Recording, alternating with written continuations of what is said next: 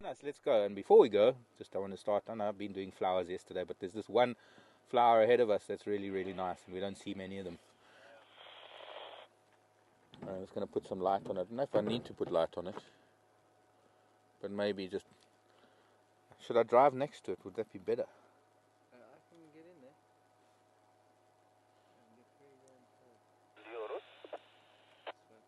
Just going to talk to the guys.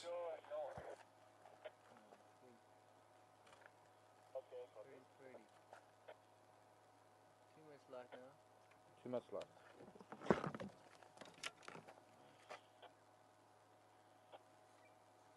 Morning, Henry.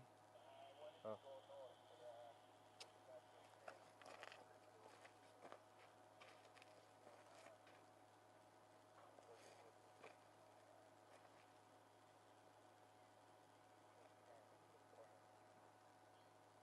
Whole story, Andrew.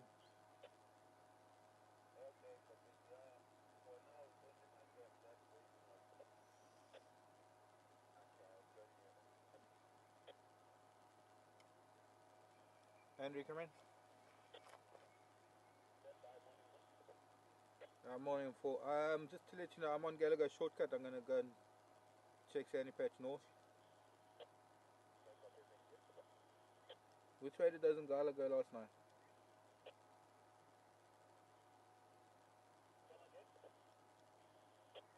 Whereabout did Dozengala go last night?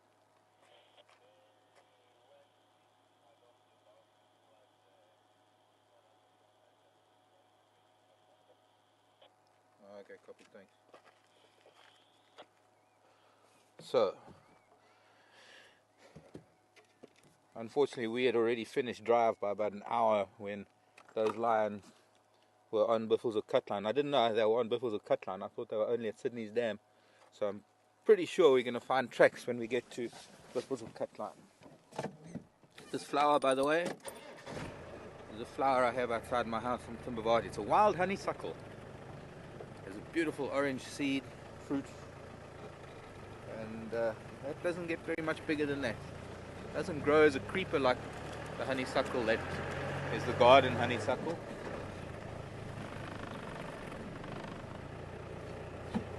Yeah, I just needed to distract you while I was just chatting to the guys and finding out a few minor details.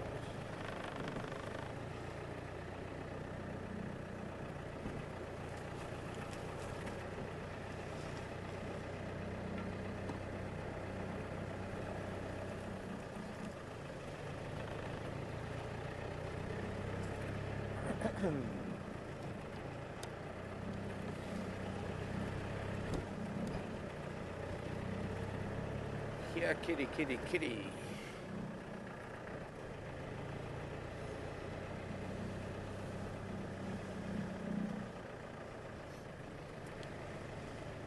The sky opened up last night, just around post-drive time. Beautiful stars. The moon, of course, being very late. Going into, it's actually last quarter today, I think. The moon only rising around midnight. And this weather for the last few days, in fact it's the last week in my books, I've had cloud for pretty much the last week, since just before full moon. And it has cleared the sky. No smog, no smoke, no dust. So the stars were incredible last night. And promising for a great day today.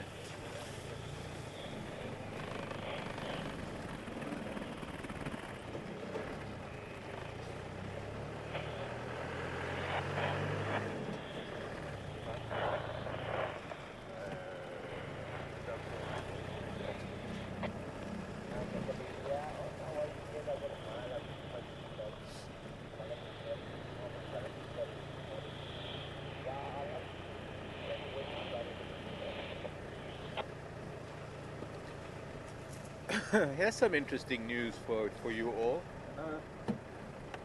Camera has been the camera at the dam, the waterhole cam has been down because we've been fixing things, putting up a new one.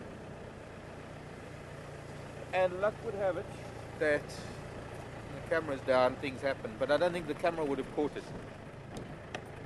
But I was over at the lodge last night, chatting to staff and guests, bragging about Wild Earth.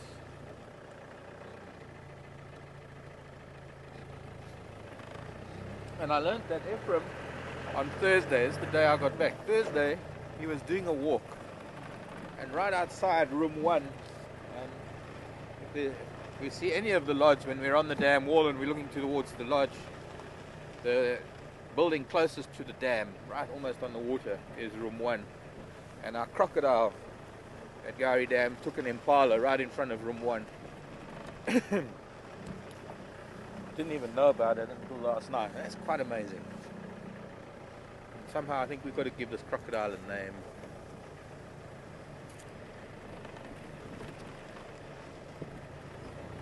But hopefully with the new cam we're going to be able to catch exciting moments like that.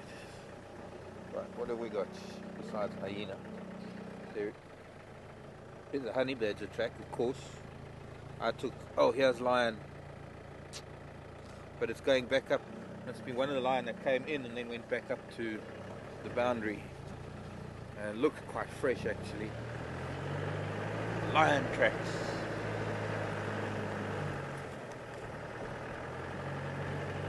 It's exciting to find lion tracks. First light. They could still be moving, which means that they might still be on the road somewhere. The dew has fallen, and because the grasses are wet, they're more than likely going to be walking on road.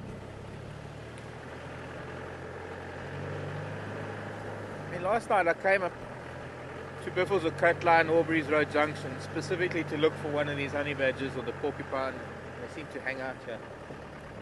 And decided to do Aubrey's Road, and I'm wondering if it might not have been better to do this one. Well, it'll be our next night drive. We'll come this way. Hyena tracks there. Lion has left the road. But that's fine, because we're going up to the boundary and it'll be easier to find things either on the fire break or on the cut line. Hyena. Yeah, kitty kitty. Where did you go? Not on the fire break.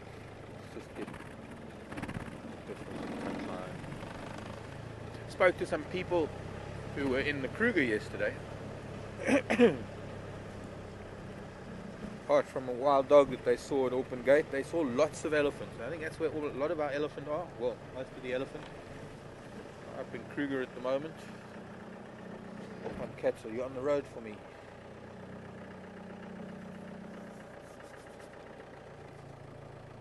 Easter, happy Easter. Sunday. Sunday morning. Nothing here. Let's drive down the road a little bit. Go back and then go back to Hyena. This is where we saw Hyena. And then we can go back to the fire break.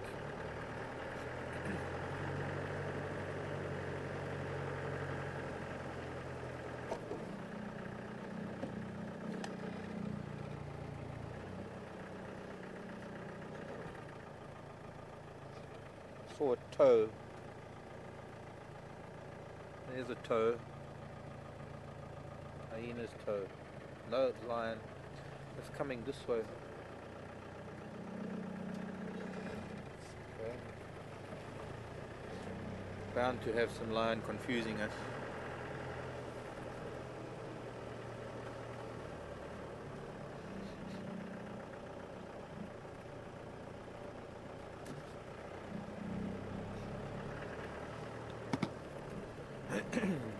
The lion that was seen at Sydney's Dam were the kahumas, a few of them, 3 of them I think.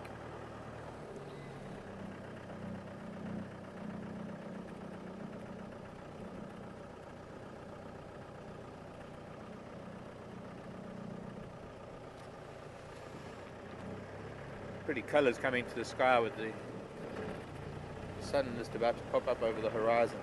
We'll see if we can catch that quickly. Ought to be able to just a little bit further up.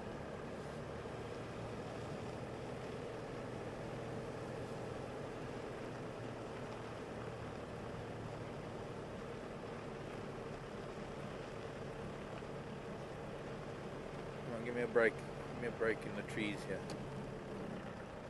See, there's lion here, and it's crossing over towards the Firebrook.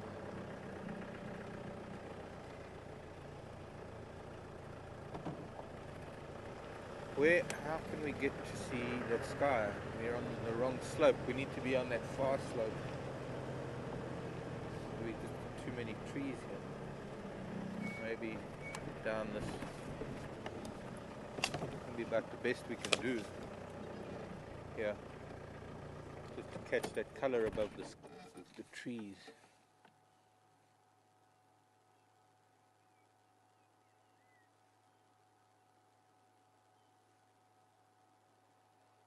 I can't believe it's so far north already, the sun. North of the east-west line of Buffalo Cut Line.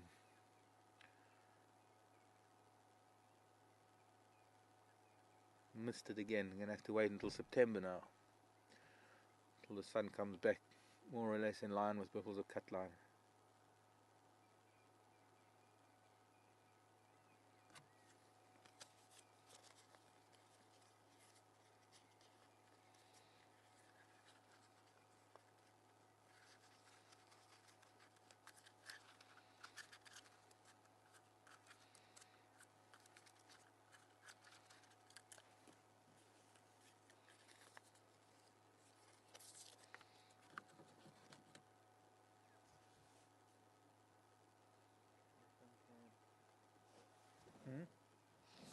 We'll see if we can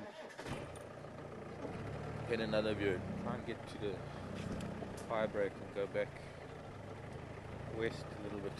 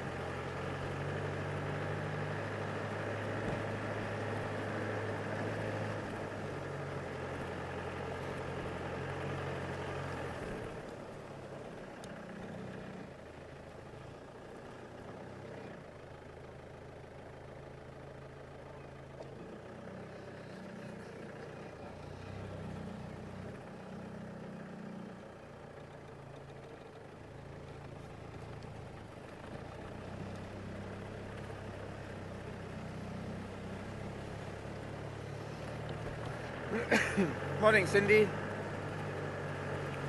How are you this morning?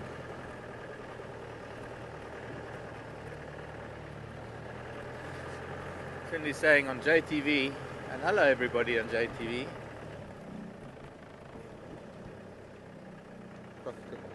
Porcupine quill. Nelly said crocodile quill because I've got crocodile on the brain. The leopard track. Cindy's saying on JTV, if it's a large croc, must call it Steve. What? Steve Elton? whoever that. I don't even know who Steve Elton is, but no, thumbs down. Don't like it. I know that was a very quick decision, but no, that's Steve Elton for an African crocodile, killer crocodile.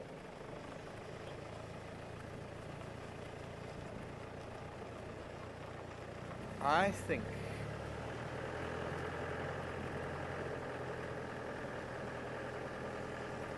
Andrew, come in.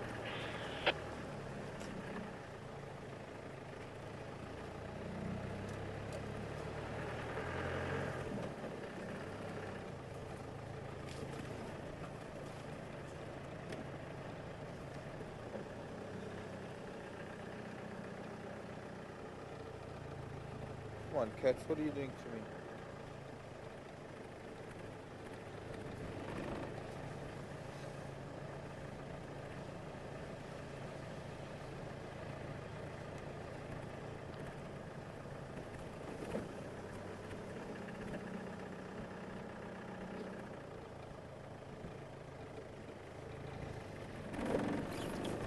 Back again. Okay, well, we're gonna take the ride down towards the other way now.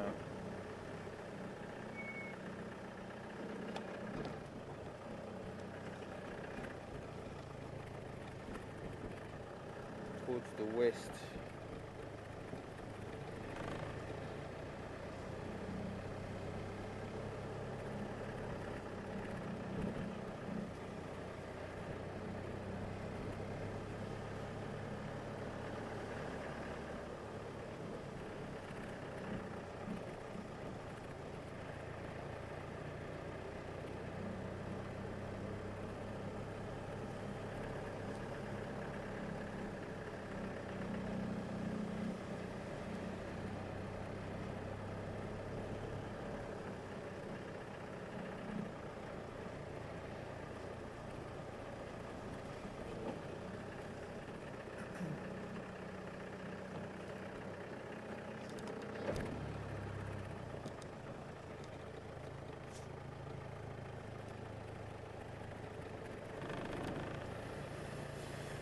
Need to get back to the cut line.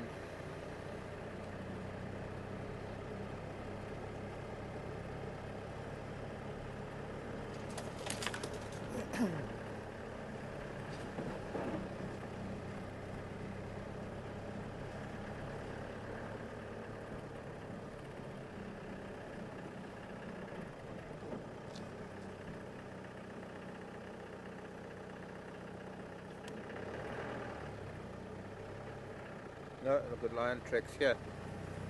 Going west again. I don't know. Don't think these are the tracks. Them. This makes more sense. Oh no. Just to confuse me, going both ways. But looks like the important ones are heading west. You see, I don't know. These might have been them. And now going east. Come on, cats, what you doing to me? Look at this. Backwards and forwards. Those are the young males of the kahumas that I'm looking at tracks of.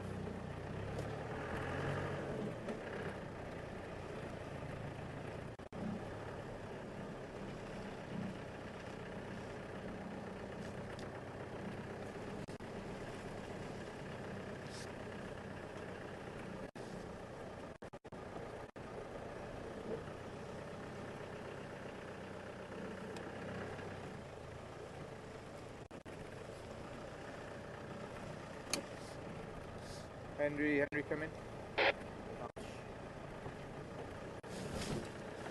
going to lose radio comms here. Tracks going east and west. Way too confusing.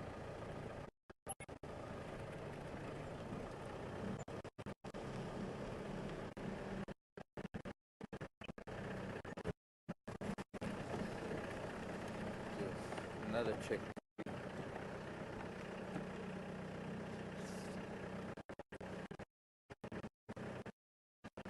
Well, this looks like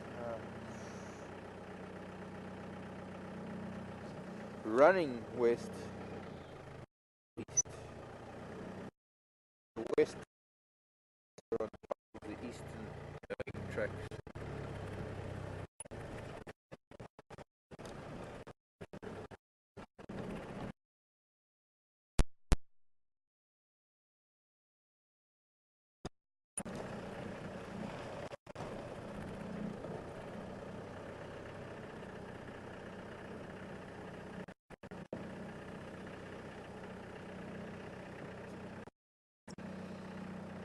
wildebeest.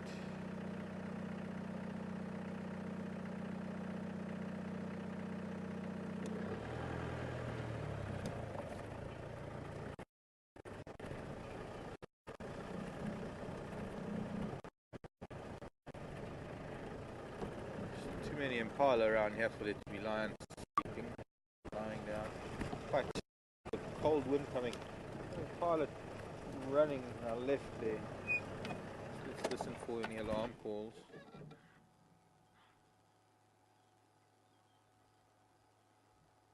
Oh, there are alarm calls around here, just up ahead.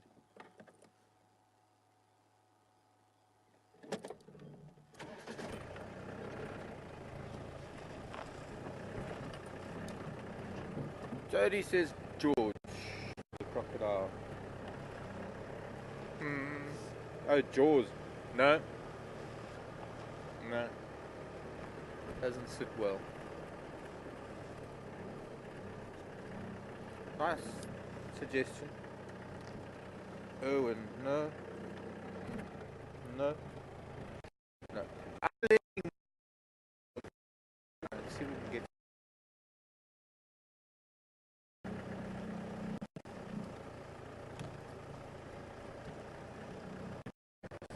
Not Owen.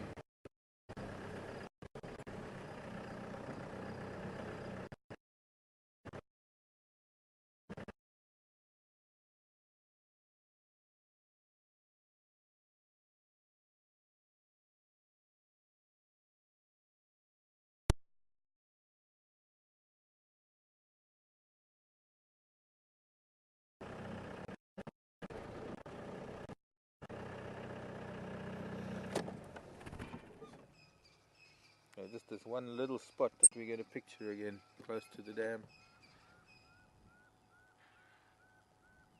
Just gonna look around for tracks quickly.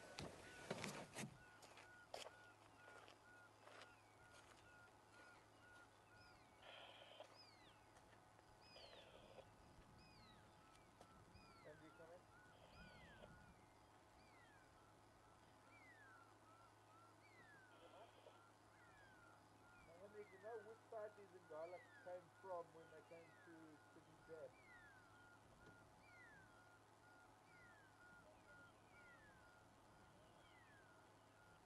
No, where did they come from to Sydney Dam? Which side did they come from?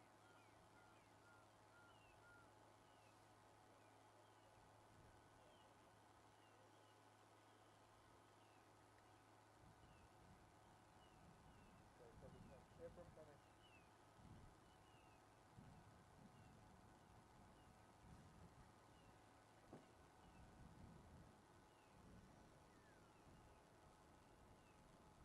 With those two rams.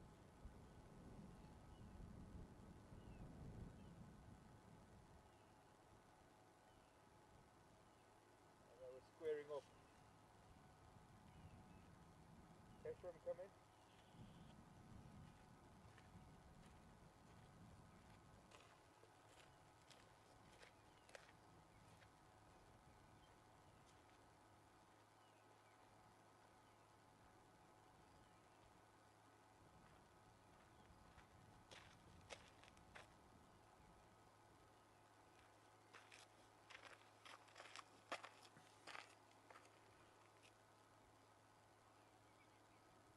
Impala all came tearing across from this end. Let's try Impala Road North, and we're gonna probably get a bit of intermittent signal as we get back towards Sandy Patch. Let's see what we can find.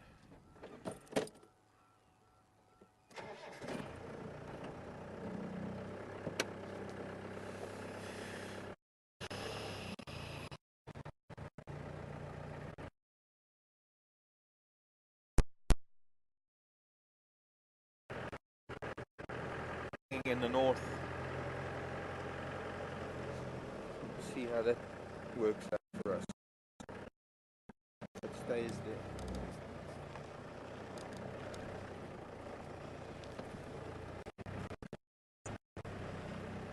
This looks like Bo. Ram with the weird.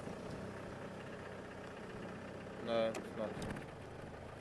thought maybe it was that one with the... It is. Very skew horns. Not symmetrical.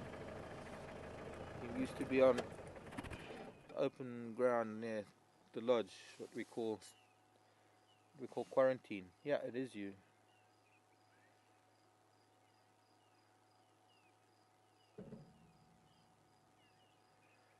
His left horn grows at a weird angle. You can see how he fares now this rutting season. Will be his first rutting season. We first noticed him when he was just going on a year.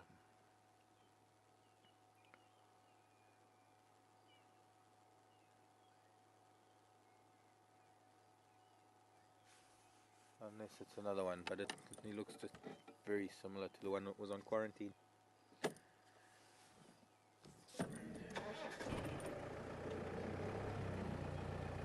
Nice to see you haven't been eaten yet.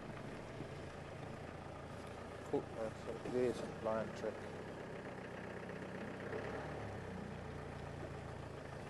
Going down towards the dam. I didn't see any tracks at that road that goes to Sydney Dam other than the hippo tracks coming up.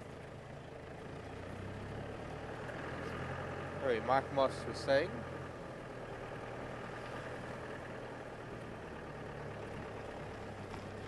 Oh, Dialis. But that's Crocodilius, not Dialis. Isn't it? Crocodilius. Crocodilus.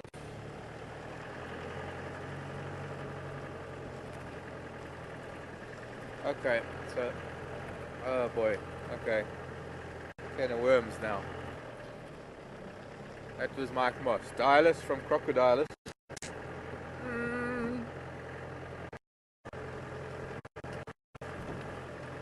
What about Dino? Dino, as in dinosaur. Dinosaur. I'm thinking more of a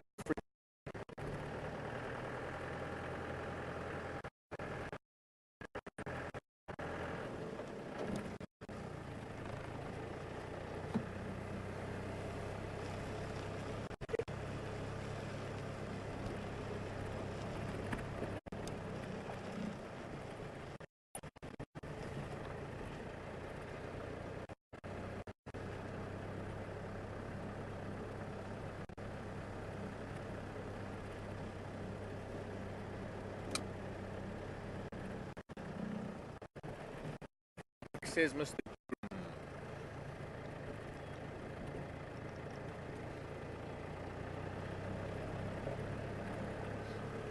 I feel we're getting cold on the trail here.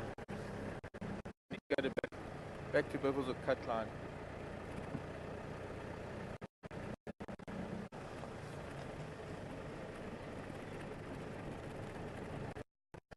Doesn't feel right. No tracks here either.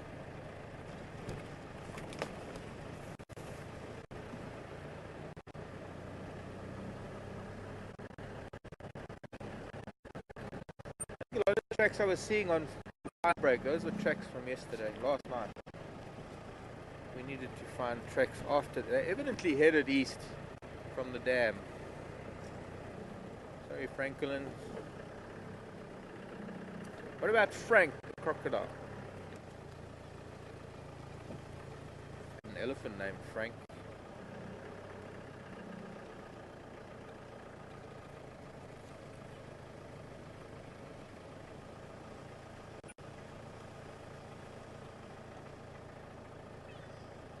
Bar is saying Sandy, because that covers male or female.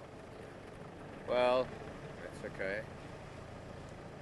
Except we have too few Sandys who are viewers. Too many rather.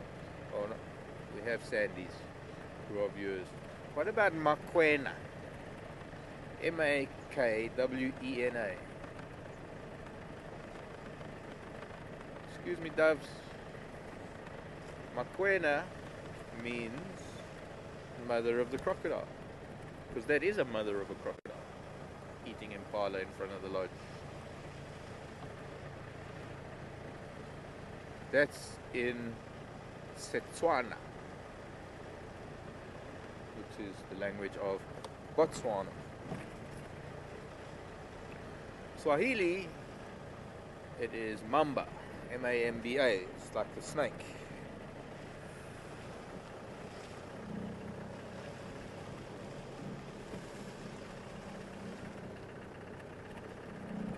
Avi says chomp. Avi, shalom, Avi.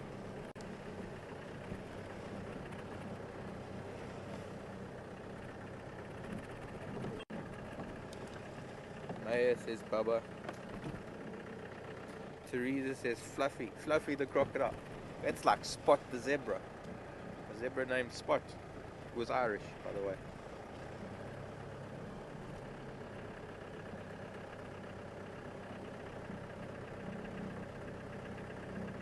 Dolly now says Tanza.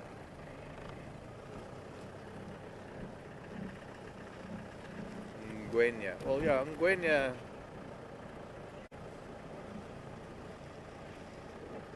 Well, Ngwenya is the local name for a crocodile. Well, morning, Swainsons and children. Do you mind getting out of the road, please?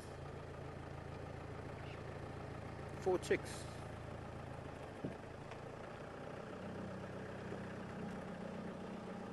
Just getting their red faces. Hello, children.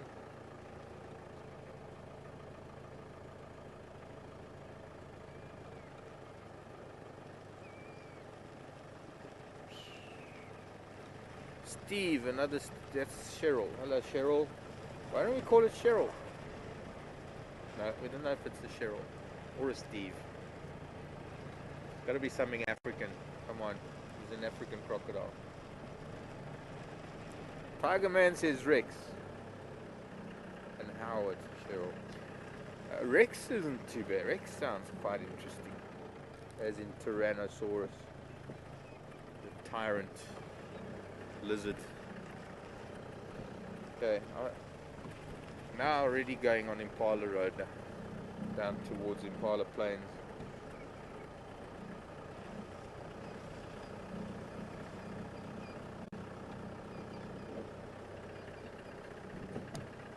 Hez says Anson, which means warrior, but we've got an Anson viewer. Warrior, oh god. Oh, Ansonine. No. Oh no, I'm shooting a lot of you down, I'm sorry. It's not my decision.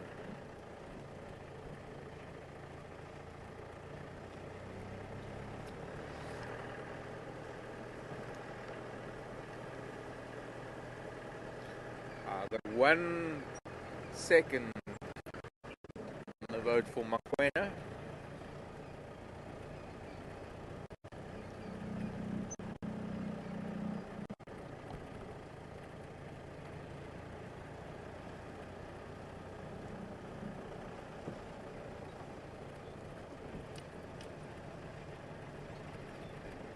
Speaking of names, Zach wants to know how we came up with the names for all the roads. Roads were named long before I was around. But some of the names are, well, gosh, we can go through them as we drive them. Impala Road goes to Impala Plains. There's always Impala on that little open plain. That's the sandy patch, because there's a patch of sand there that's very soft. A couple of the names, roads are named after people. A couple of roads are named after the properties that they're on, or the properties that they border. Those are the cut lines. Central Road, because it is central, runs through the middle. Elephant Skull was called that because an elephant died there once, and there was the skull there once upon a time. Skull probably got rolled around and pushed around by elephants so much that it disintegrated. Zoe's daughter of the owner. Rebecca is the daughter of the owner. Those 2 roads. I don't know who Philemon was. He was probably someone who worked here for a long time. Aubrey is one of the guides. Aubrey's Road. Buyatela access road speaks for itself.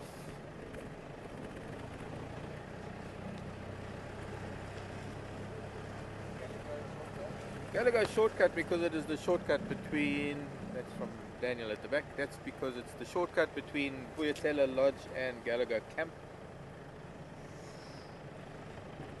Of course, Gallagher or Gallego is a nice bush baby.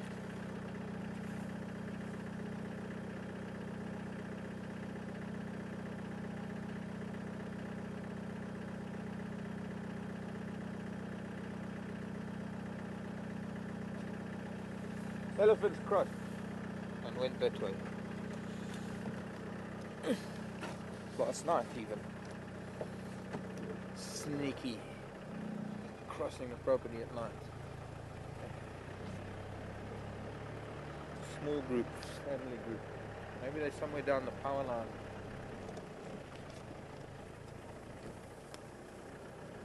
No. Morning sunshine. Nice to see you again.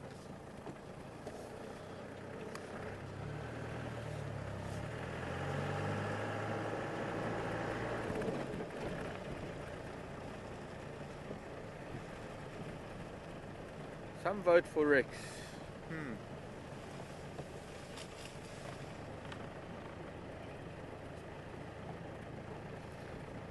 Wally Gator. Mike Moss.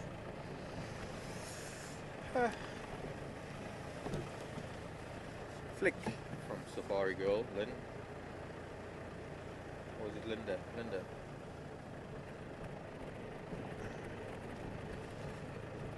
Oh, you poor child.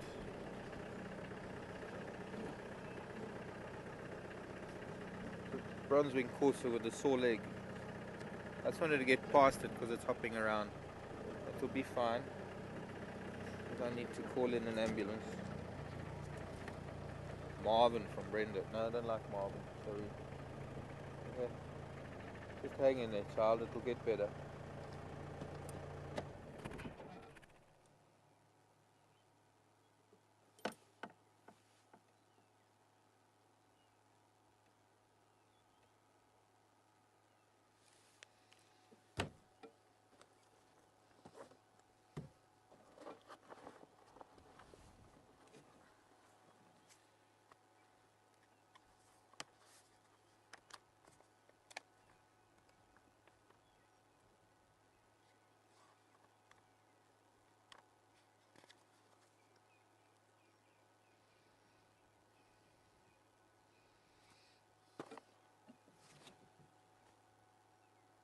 Looking a little dejected this morning.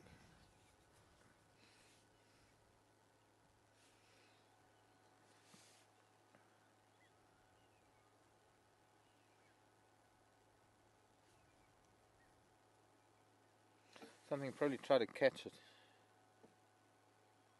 And it's injured its leg. Not looking too bad. Birds have a remarkable healing ability. And I'm sure it'll be fine. I'm sure it'll be fine. That does look like a new injury because it's still trying to find its balance on one leg.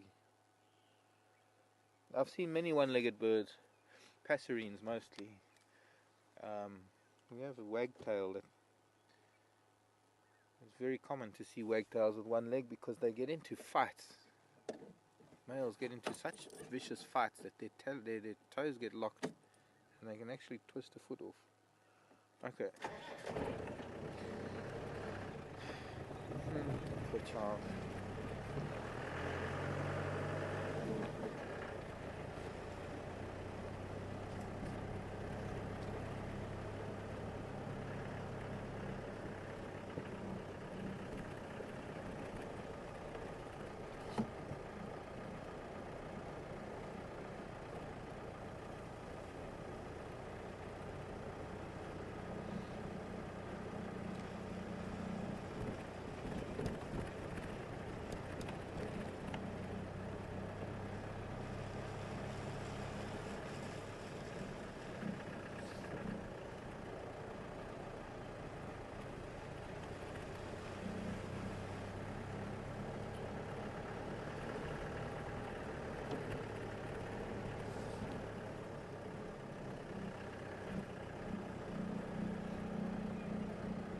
Kudu in the morning light.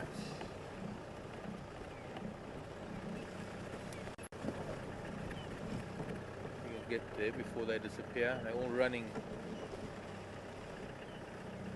into thicker bush.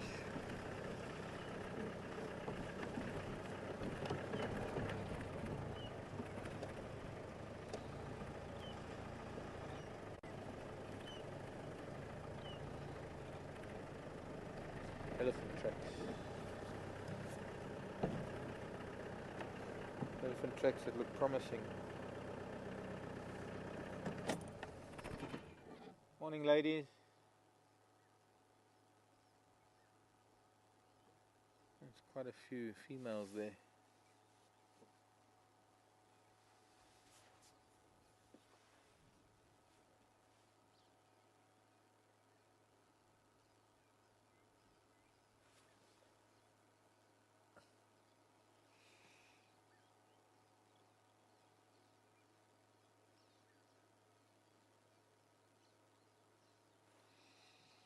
Okay, we're going to leave them be for now because they're too great a view. I want to just follow up on these tracks. Oh, they're running.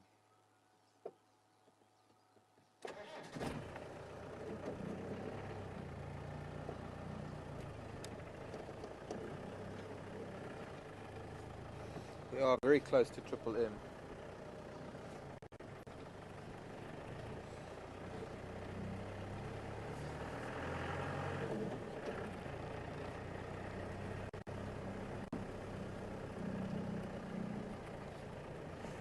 Elephant were here during the night because these Franklin tracks are on top of them. Excuse me, children. Get children off the road, man.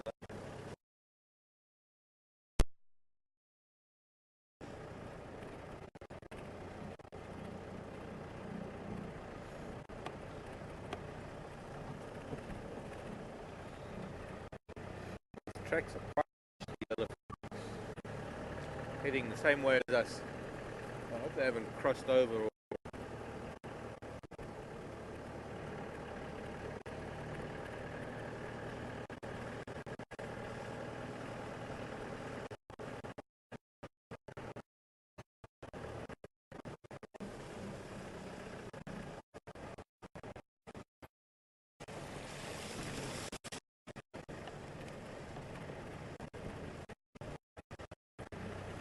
In the road.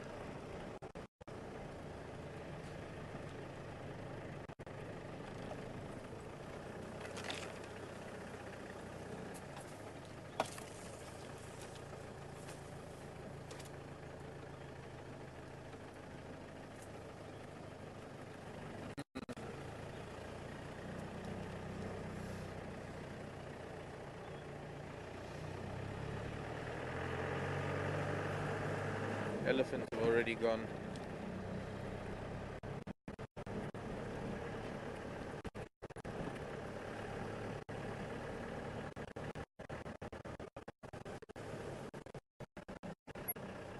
Unless they walk down the main road, but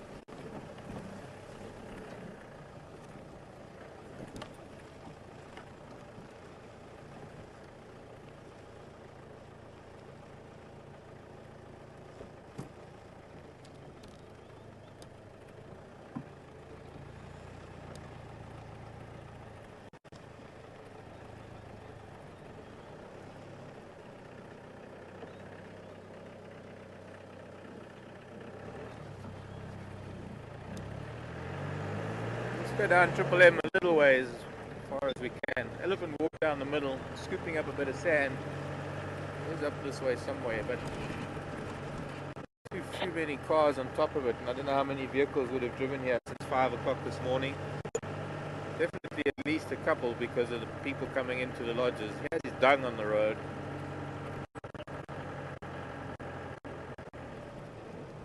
Fresh grasses that he picked.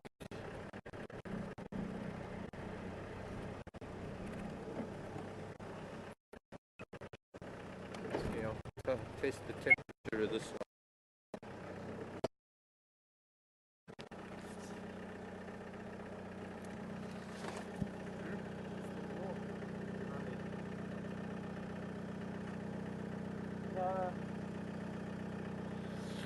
Cold was during the night.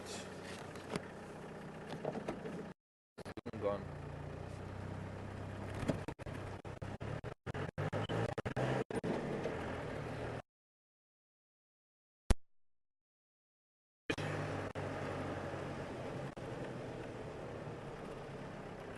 Are you copying what I'm saying? Sound up. Okay, we better get back to Impala Plains, Zoe's Road.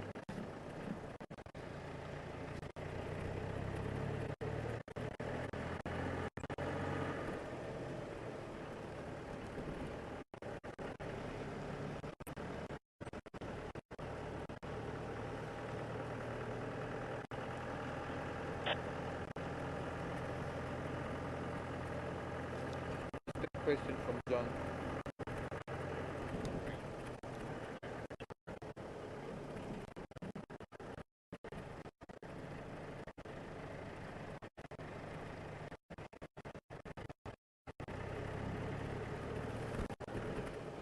Giraffe way down the road, but we're not going to go much further because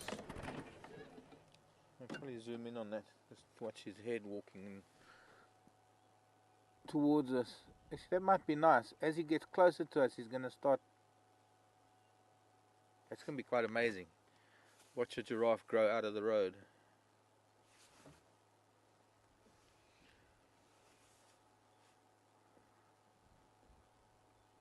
Keep coming, Mr. G.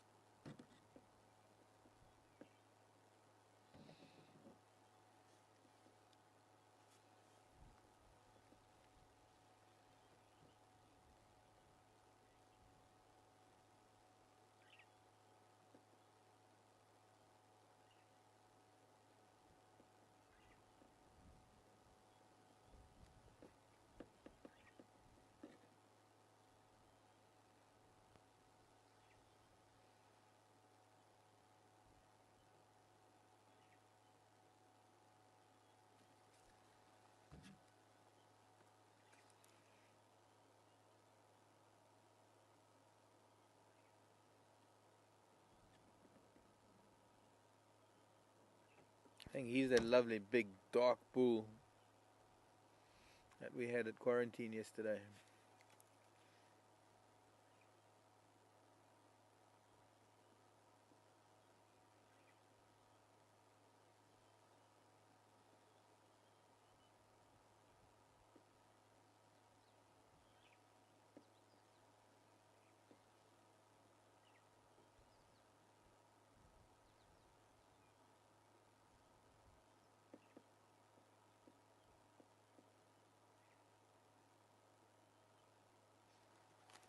Doing the same thing he was doing yesterday morning, walking and looking.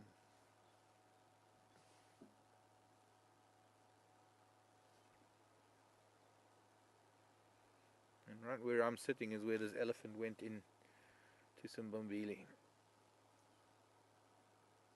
See his tracks going in.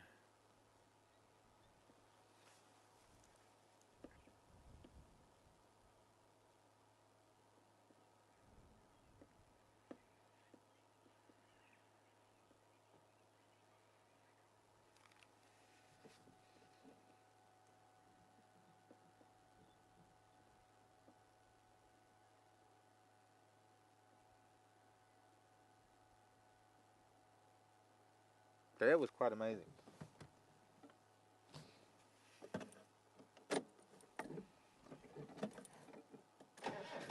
That was lovely.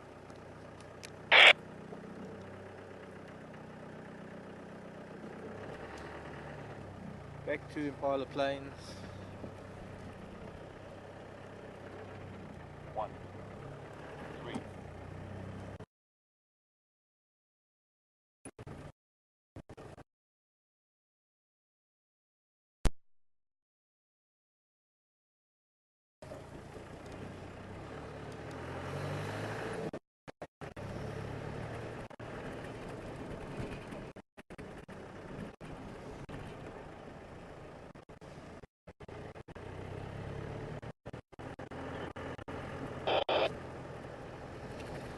Ephraim coming. Oh, come on, give me a break.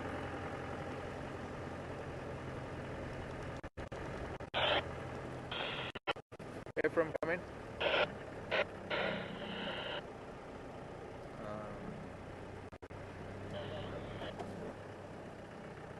I'll try again when I got the comms. I've got no comms.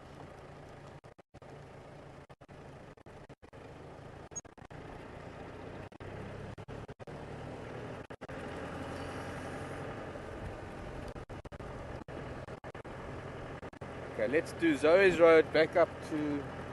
Well, we'll see. See what's happening in the area. But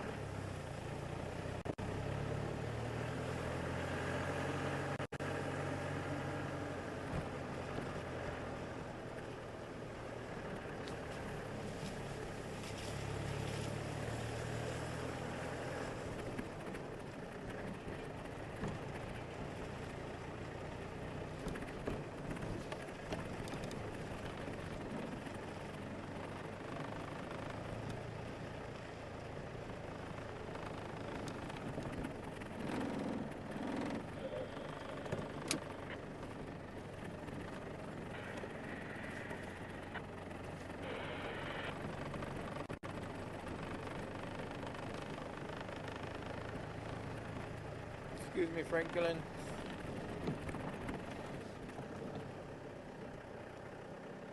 Morning, Sandy. Sandy wants to know if we have umbrella thorns. I haven't found one, you know. There are umbrella thorns here in the Sabi sand. I used to have a lot down south. Honey badger tracks again. Big one.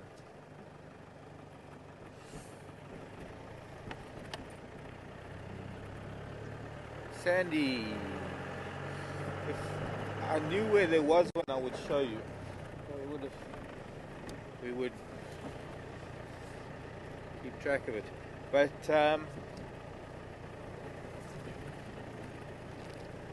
no, Not in our traversing area. I haven't noticed. An acacia tortilis is its name. The umbrella thorn. Oh, bunch of ducks flying over.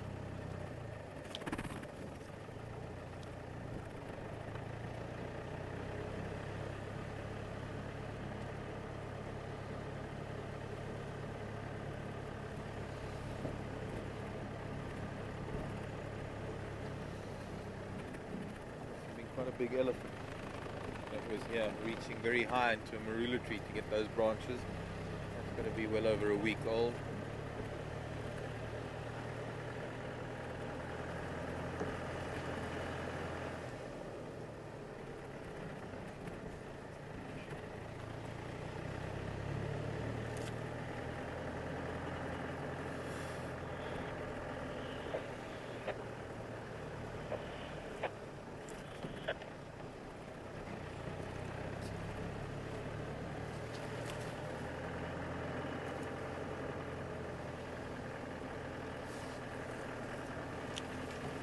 Aircom come in? Yeah, are you reading me now? I'm on info. Tell me, where did you find Ngala tracks to find that Ngala last night?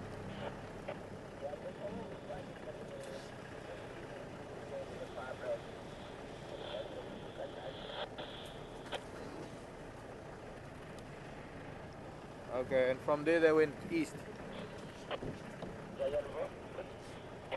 And when you left them, did they go east?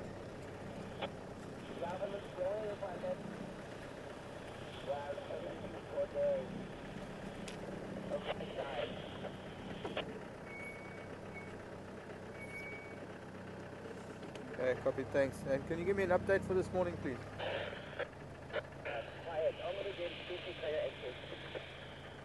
Where is that?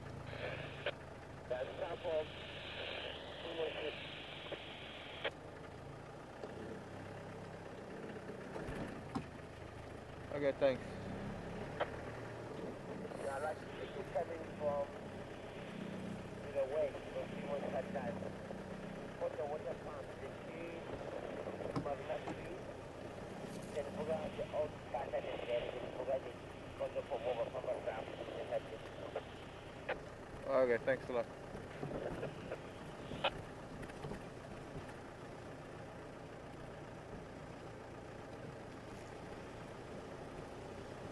I think a lot of those lion tracks that were close to Sydney's Dam were the tracks from them last night on the fire break east of the dam.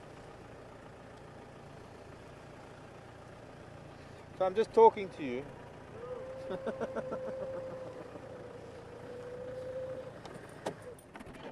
Because I was looking at Nkonzo there now, but there's one for that one motor is going up Gallagher shortcut. There's another one on the fire break east of Gallagher. But I don't know, I think they must have gone into Buffelshoek. Yeah, must be. Because there's a lot of them Konzo east on the fire break east of the dam, up and down, for those young males. Yes. We find him there yesterday. But then that Mkonzo's on top of your Mkonzo. Over. Yeah.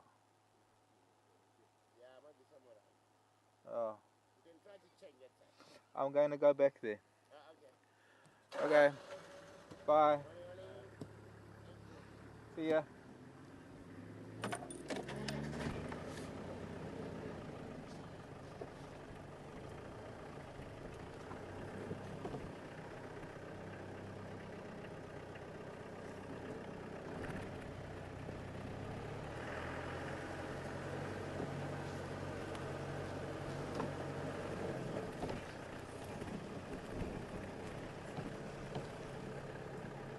Talking to someone on the radio and then come around the corner and he's there. Okay. Well,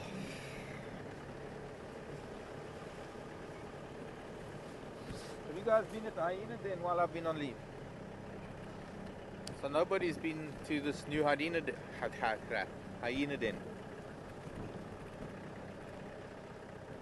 go and investigate.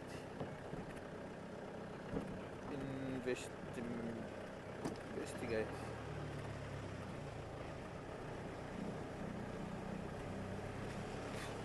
don't know how I got so sidetracked from those lion tracks other than just not finding any more.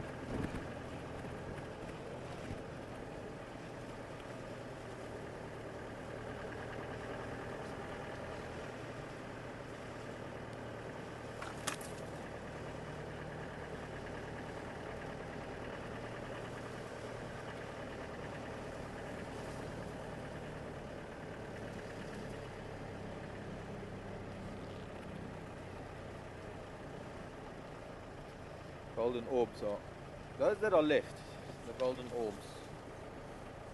Probably only a handful of them. See a lot of them repairing their webs.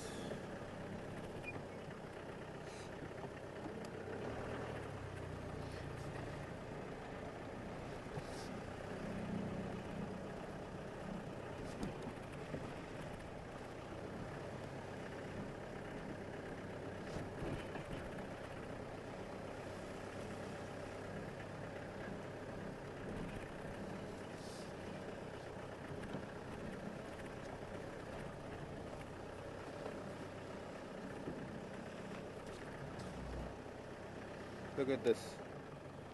That's quite incredible.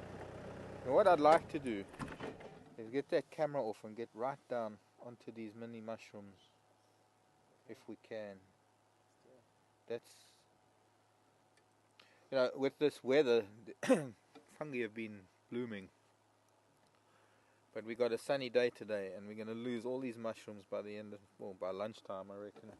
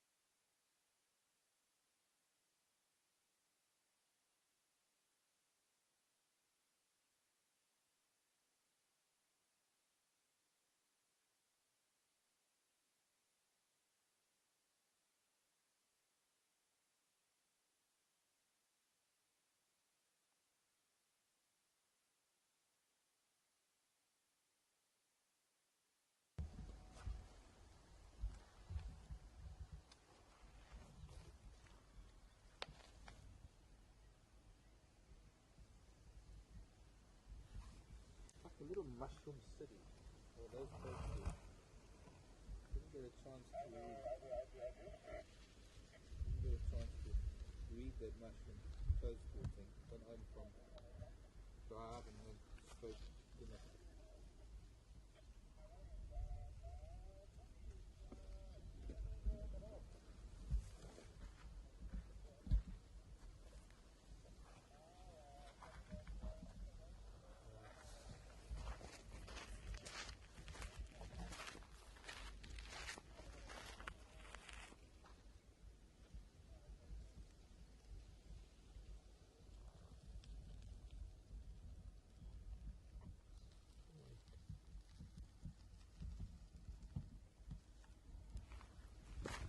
And that is quite remarkable. These are so delicate.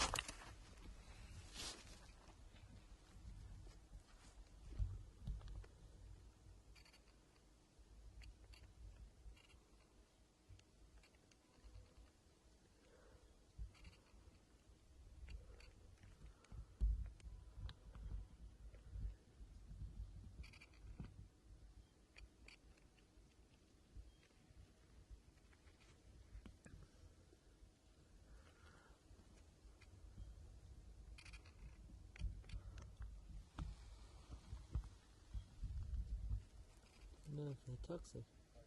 Don't know at all. Don't know what they are even.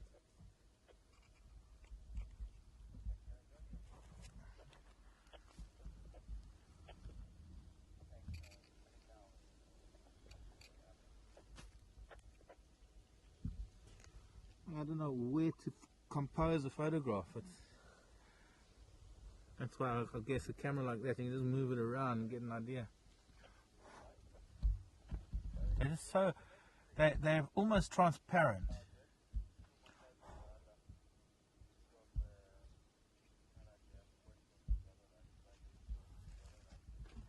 One last flying.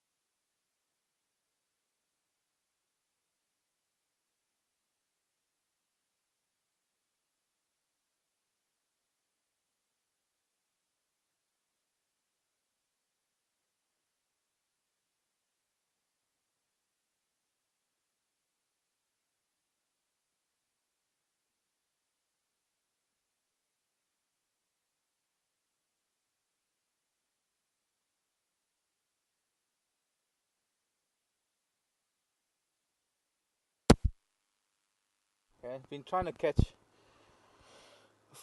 trying to get a photograph of it, but somehow bringing the camera out of the bag in this temperature, it's just misting up the lens. But it's hard to try and figure out how to frame so many delicate mushrooms.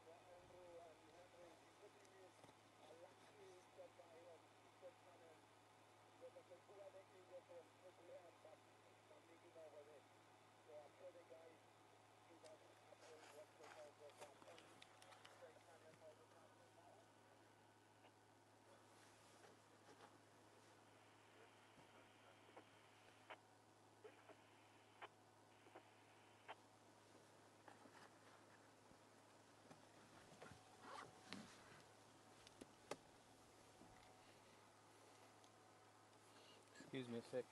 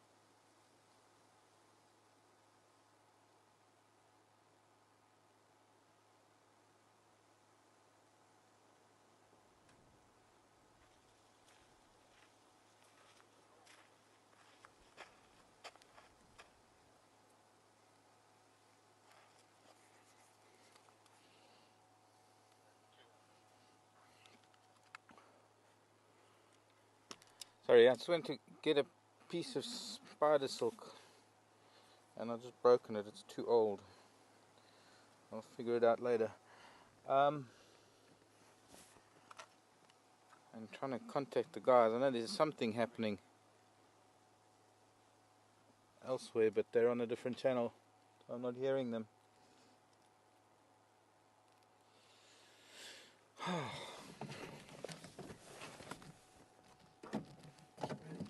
Very interesting little mushrooms.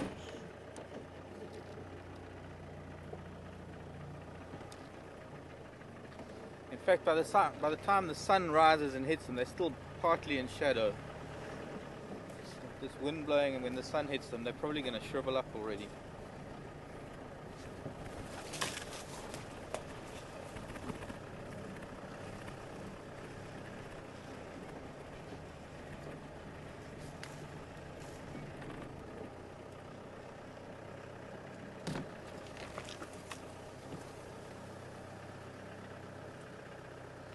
Binky, morning. Binky wants to know the name of that bird that we saw was a bronze-winged courser, C-O-U-R-S-E-R, courser. Nocturnal bird, predominantly nocturnal. Sorry, just...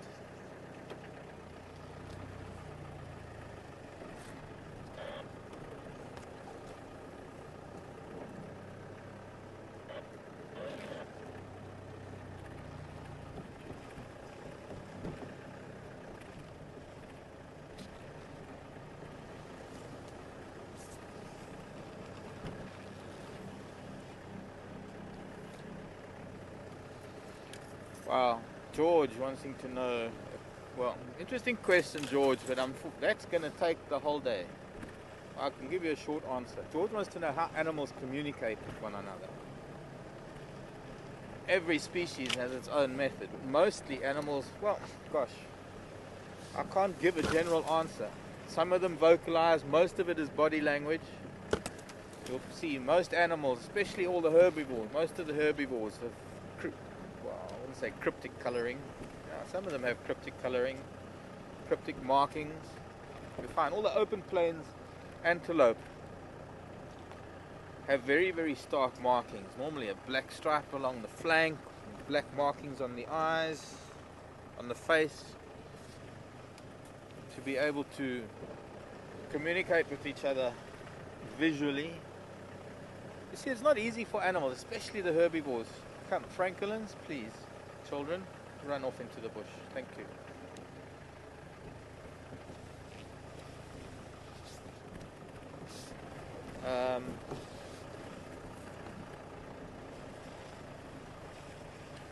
When you're a herbivore and you've got things like lion and leopard and cheetah and hyena and wild dog wanting to eat you, it's not viable to walk around vocalizing to each other, giving away where you are. So most animals have developed a very intricate visual or intricate body language. Eyes, ears, tails, their stance, the position of their head. And often with these antelope that have very stark markings, the position of the head in line with the markings on the body indicate different things. So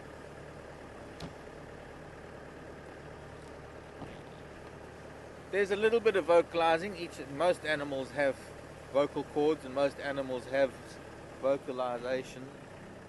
A lot of the herbivores only vocalize when there is danger. They have alarm calls.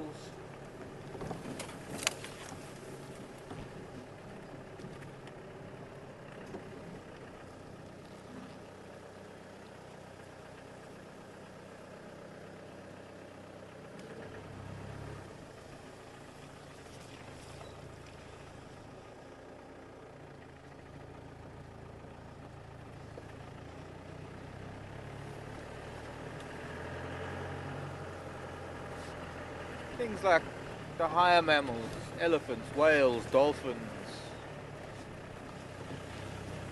have much more complex vocal communications.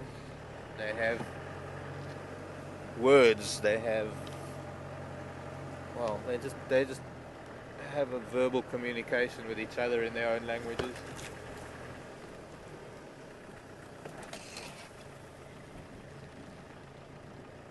South of Solomon's Lip.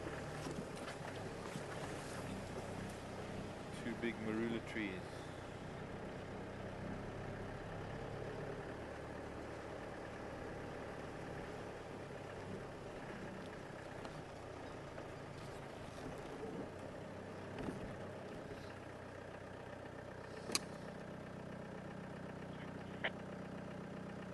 Any station with Misi at the moment?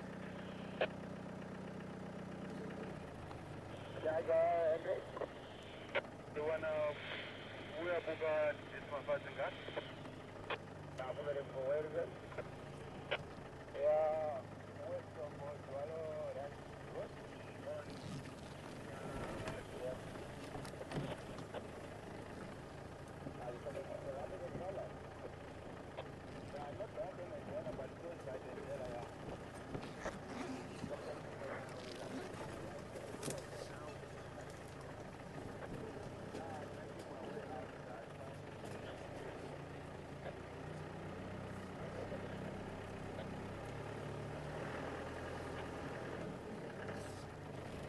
Anyone at a PC car?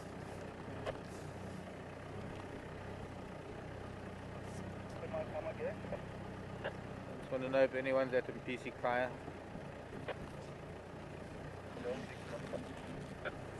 Who found it? Airport yesterday. Copy, thanks.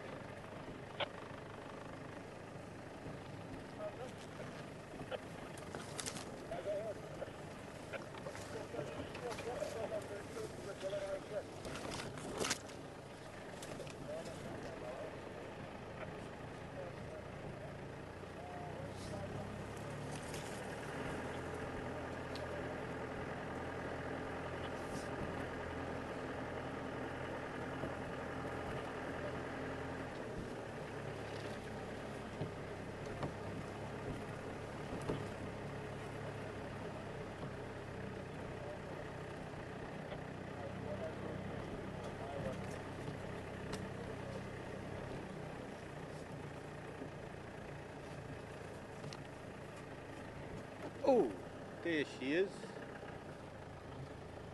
I wonder, we got new cubs.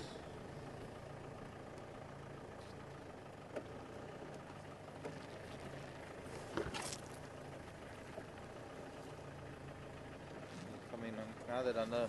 This is a new hyena den, everyone. It was found yesterday.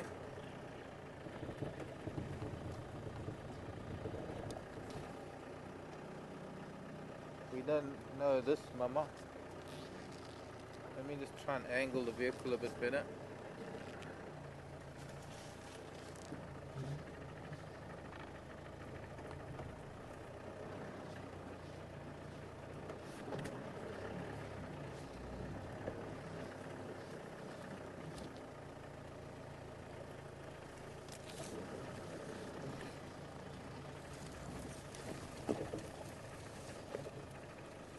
Is that okay?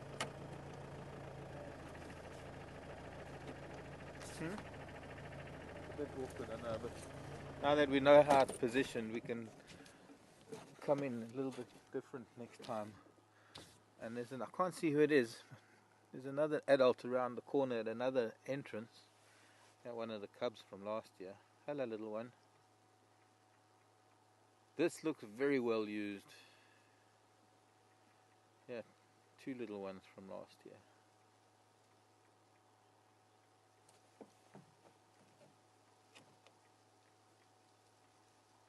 As yet, I'm not sure if they're new little ones. New cubs. Don't know, I don't think so. But I don't know yet. Wonder if that's floppy ear on the other side.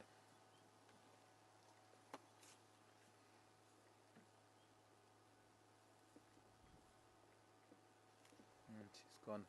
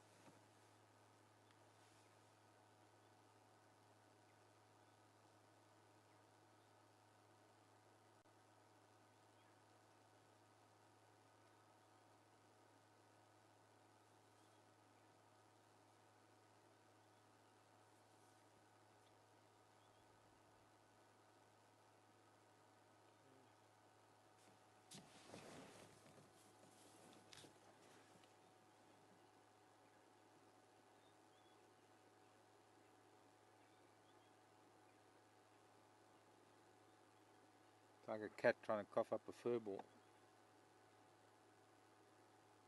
Or a dog trying to bring up bile.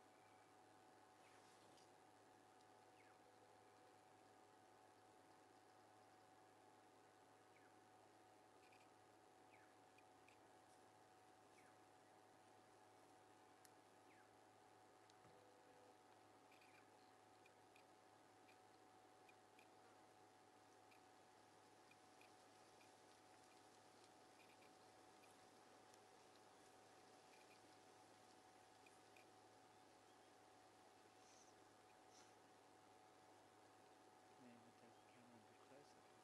Hmm? I'll take it off and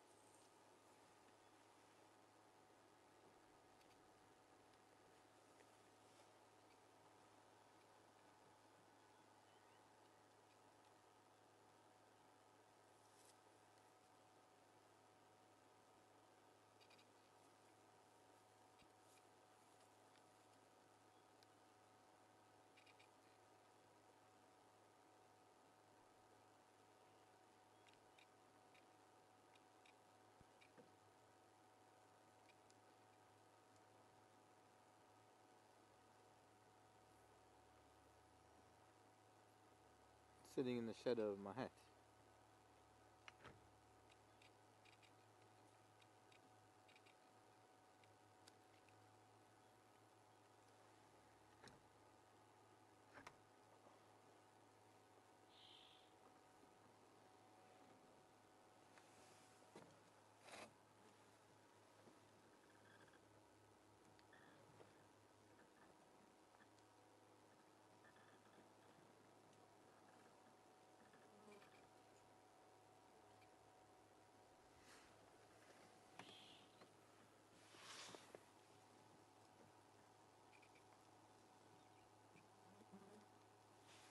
Curious at first, and I think they've lost a little bit of interest, little ones.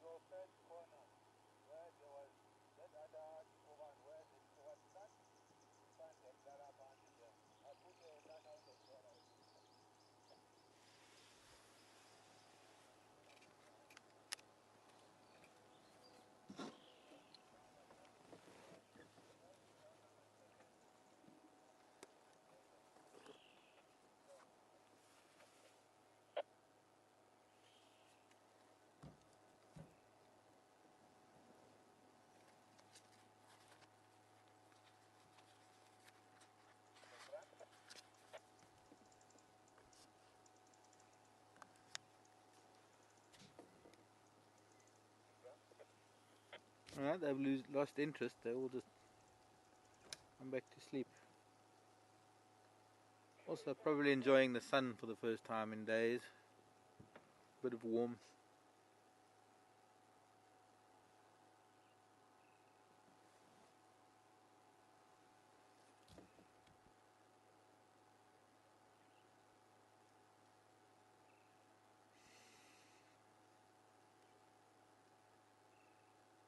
Lovely den site for them.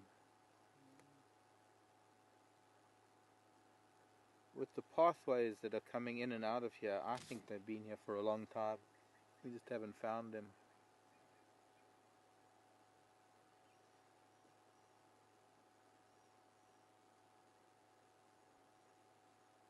And there's just so much bare soil around the mouth of there's another entrance on the left hand side of this termite mound under that raisin bush. And just the bare soil around here indicates that they've been here for some time.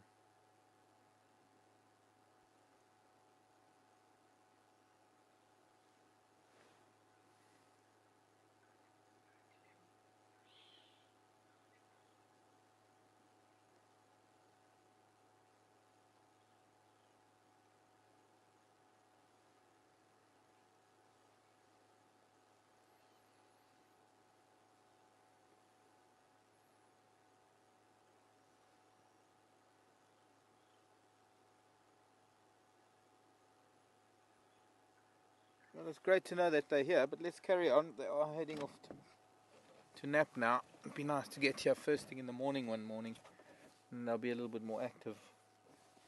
Oh wait, hang on, who's that at the back there? Another adult just appeared. Where did I put my binoculars?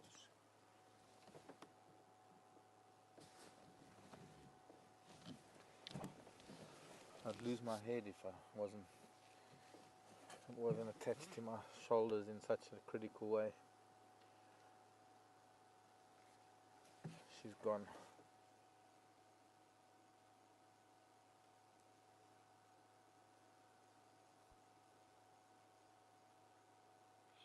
There she is.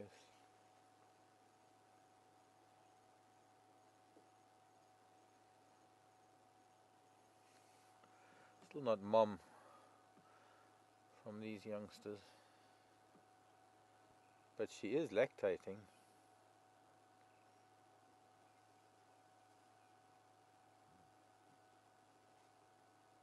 She's talking. I think she might, maybe, yeah, she's talking into the hole.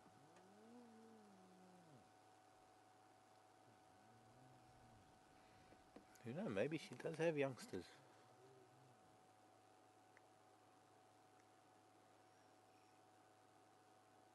Yes, there's a cub. Just poking its head out, and I probably can't see it from the camera angle. She went to the mouth of the end of the den there and she called it out. Don't know if that sound is coming through, but we're going to see this little black face. There we go. Starting to suckle now. Can you see that? Camera's too far back. I need to try and move forward a little bit.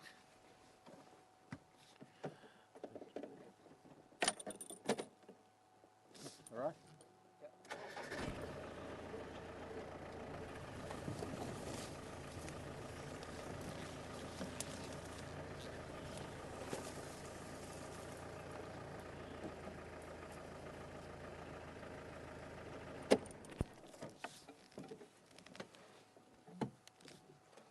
Well, now there's Floppy Ear now, who is the matriarch of the clan that we know of.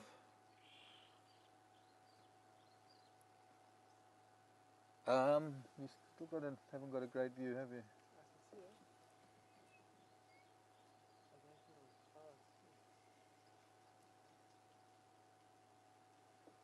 I don't know, maybe it is Floppy Ear's cub, but there's other female suckled. A youngster climbing on top of it. I mean, it's already 3 months old at least. 2 or 3 months old.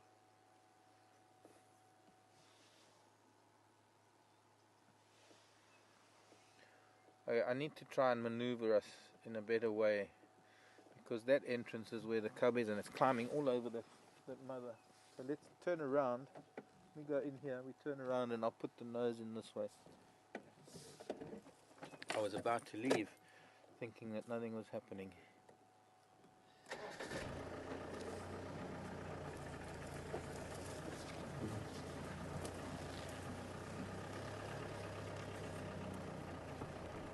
Sorry, little ones.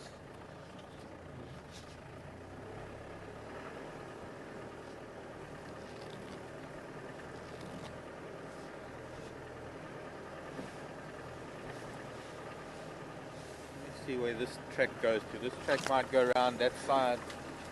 Yeah, it does. To view the mouth of that den on the other side. You might get to see the youngsters a bit better from this angle.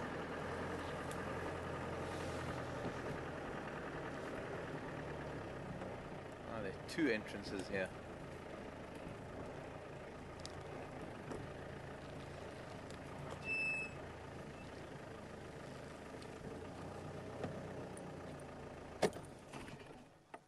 Might be a better view. We'll see if that youngster comes back out again now.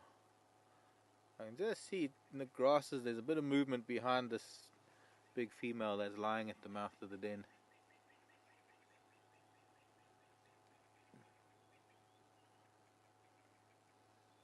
So far one youngster. Oh, their numbers are growing. There's a face peering through the grasses.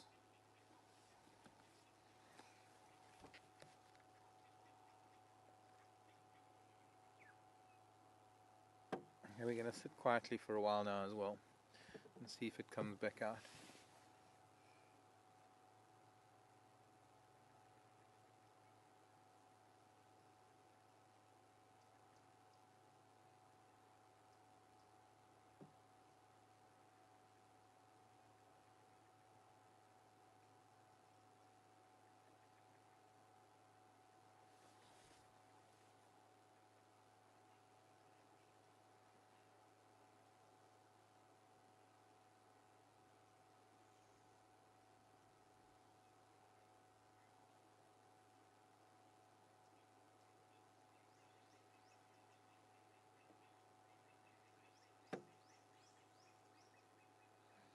She's an old girl. You can see quite a scarred, battle-scarred face.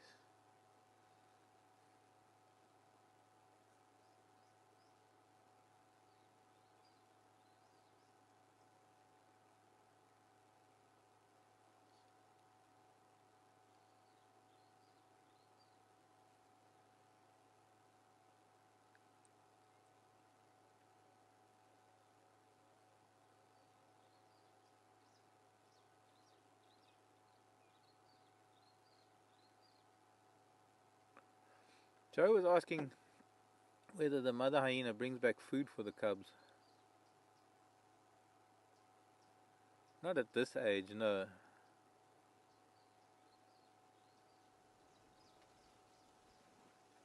But eventually, yes, eventually they will bring back parts of the carcass to wean the cubs.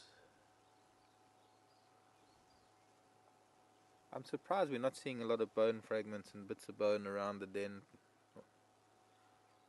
Normally a lot more than this. Or rather, normally quite a lot of bits of bone around.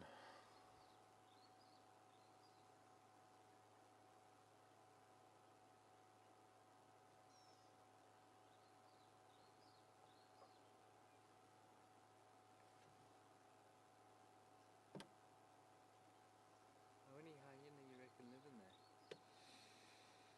I think once I've counted 11 with the clan. They also... Daniel was asking how many I think live in here. I think it's probably only the youngsters that are inside the den. Probably the others that hang around on the outside. But difficult to say. And there's quite a termite mound there. It'd be awesome to get a camera inside. Yeah, it would be great to get a camera in there.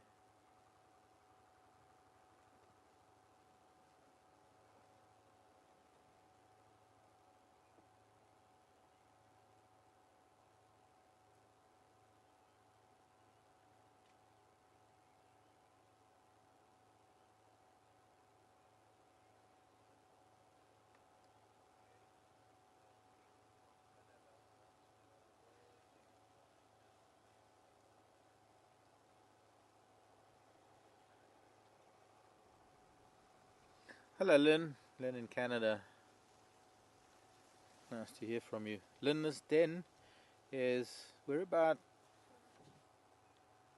I'd say maybe 150, 200 yards south of the pump at Philemon's Dip. So just east of us is Weaver's Nest. Just south of us is Philemon's Cut Line.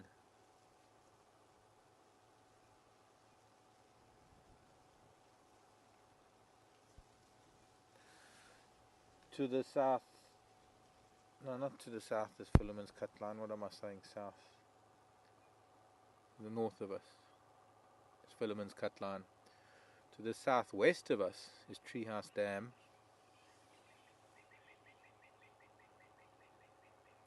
In fact, with the wind coming from the north at the moment, you can hear the pump now. They've just started the pump at Philemon's Dip in a little wooden shed, pumping water to the lodge.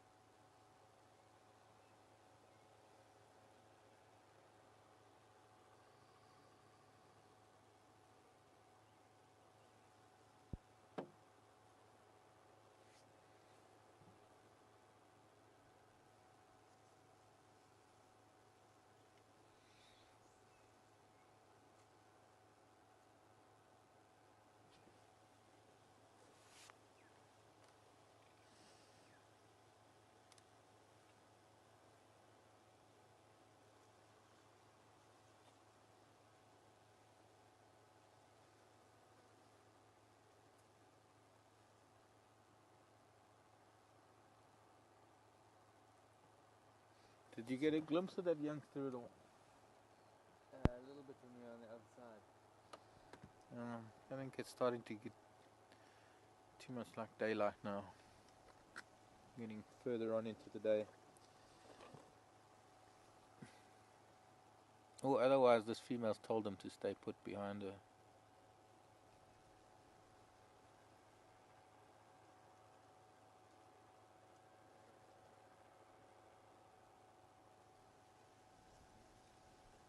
Come on, Floppy. Yeah, we want to see the littlies. Well, they're here and fairly close to home, so it'll be easy to get here first thing in the morning before the sun even comes up, or even in the evening. Wouldn't want to really spend time here at night though. The youngsters' eyes still a little bit delicate for spotlights, I reckon.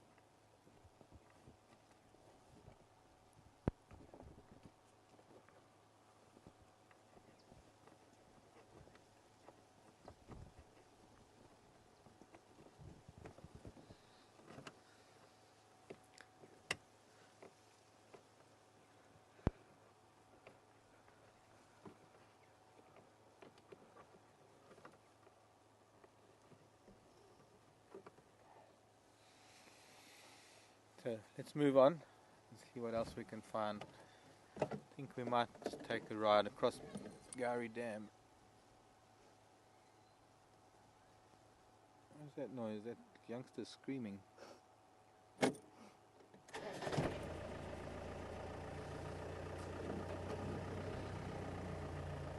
Bye, children.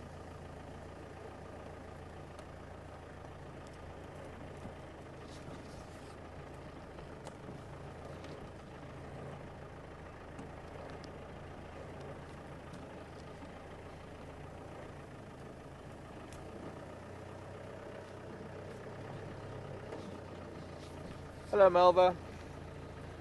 Wants to know how old Floppy Ear is. I haven't the faintest idea, Melva. I wouldn't even be able to hazard a guess. She was here when I first got here. She was at a den with 2 cubs. She looked as old as she did. This was, of course, only 2.5 years ago. Or just quite 2.5. December of 2008.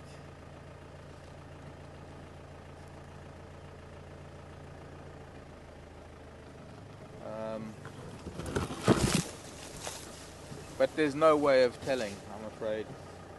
Adult hyena like that, I wouldn't be able to tell you if she's 5 or 10.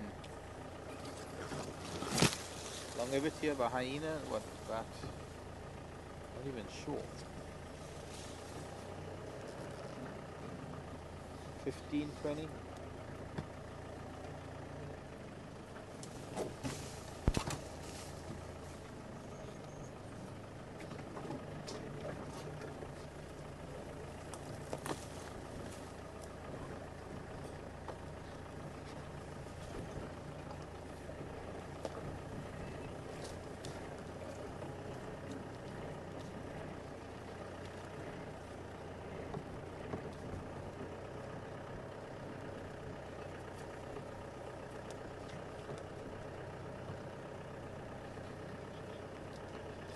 So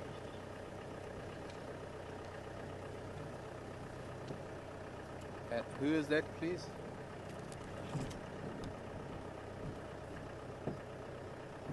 Nicole. Oh, Diane.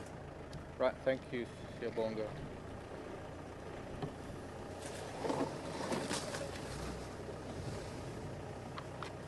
Just see something here.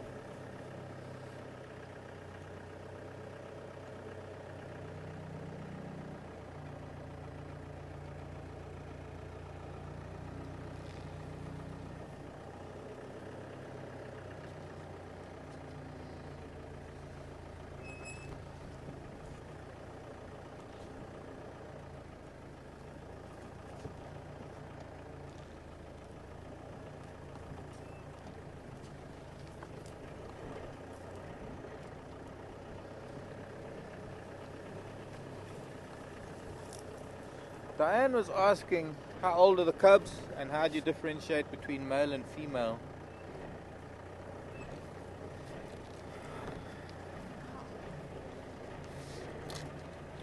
Diane, I've got a glimpse of those, well, one cub. I don't know if there's more than one. I didn't get a very good look at it. I got to see its head and a little bit of its forelegs. I couldn't tell you how old it is at this stage. I'm guessing maybe 2 to 3 months old. Might not be that old. It'll be easier once we get back here and we get to see them outside the den if there are more than one. Differentiating between male and female is very difficult. Male hyenas tend to be a little bit smaller and scruffier. I wonder if it wouldn't be easier from Weaver's Nest Road. But yes, one can't look at genitals when it comes to hyena because I don't want to get too technical with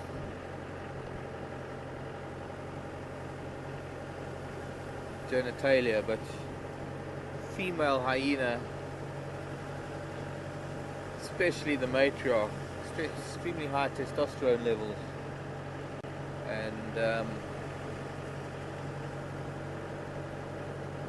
she has male-like organs.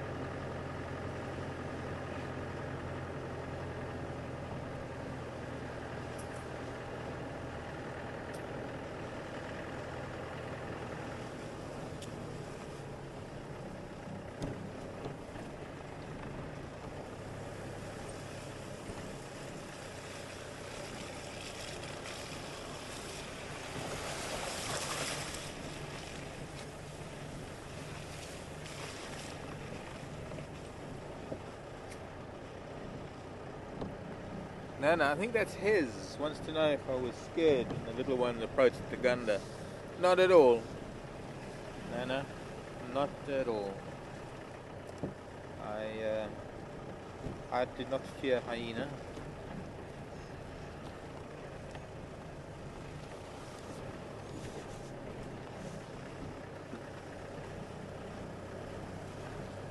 Nothing to be afraid of. I've had adults approach me as well. I have to be honest, there have been times when I've been a bit nervous about hyena. I had one walk into my house once, and that is a hyena that is habituated in some ways, having been probably given scraps from people's barbecues. Where I live, there's a very big share block system that neighbours my neighbours where I live in Timbavati. And they're all city people that come down to the bush for weekends, and they think it's a great idea to have a barbecue, what we call a braai, and throw scraps of meat and bones and things out for hyena and civets and genets. And these animals become problem animals, and they become potentially dangerous to humans because they just get very bold. And I've had times at home where I've had some of these, and they're big hyenas, some of those females. I've sometimes had them either come around the fire while we're sitting there, and you get up and shout at them and they don't budge. You can't intimidate them. And while I'm pretty sure they wouldn't do anything,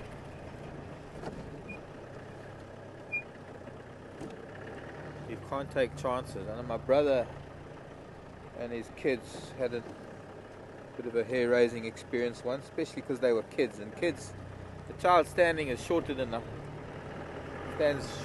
hyena.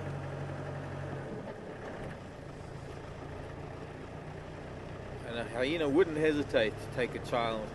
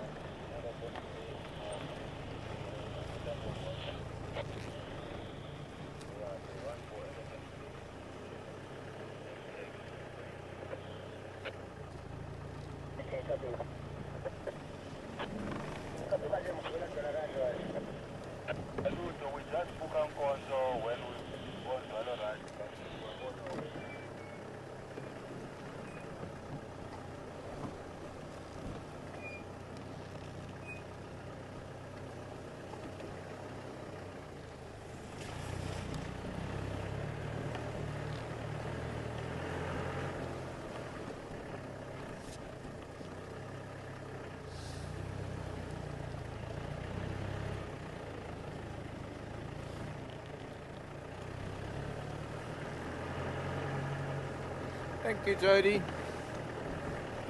Coming back a lifespan of hyena, back 20 to 40 years or so.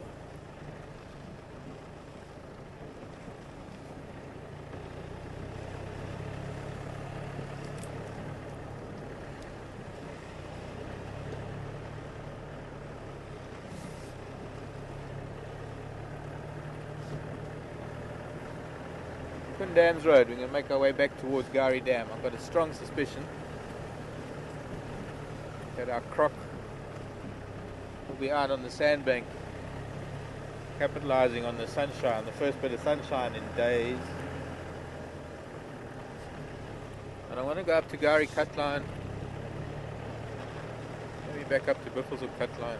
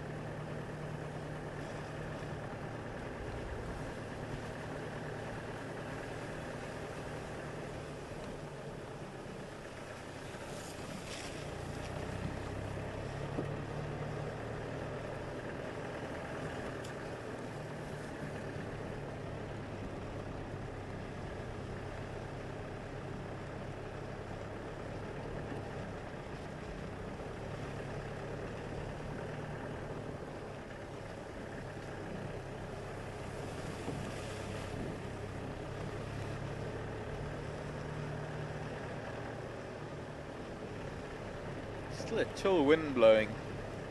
It's coming from the north. We've still got more weather coming.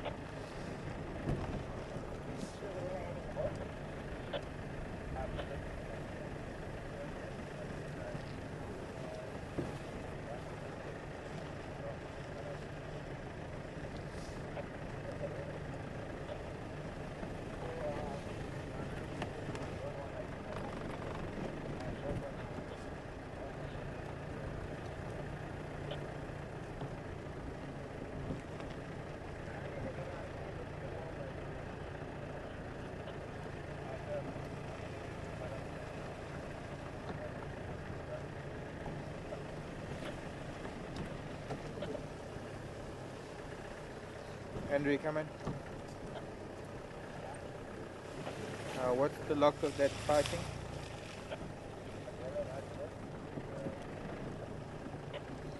Okay, confirm someone found Karula.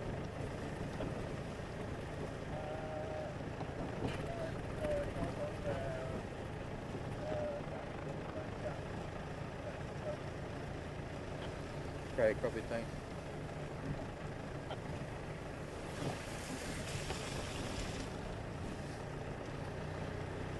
Karula still on Simbambili, not too far from where we were. Gosh, I'm getting tongue-tied this morning.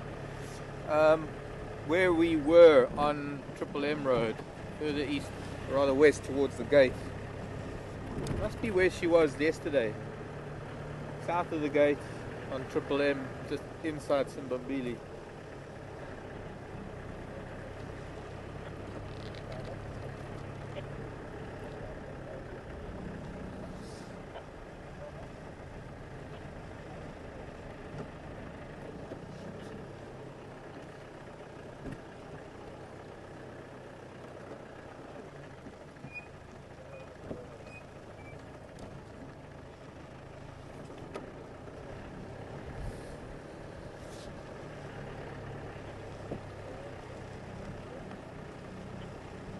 Quite a wind whipping up off the water where it's open. You don't get an idea of the wind until you get to an open patch like this, because the trees do block it a little bit. But it is quite a strong wind actually.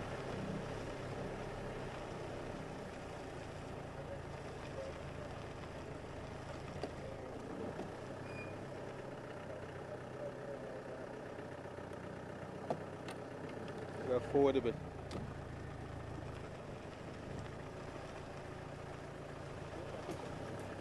Okay.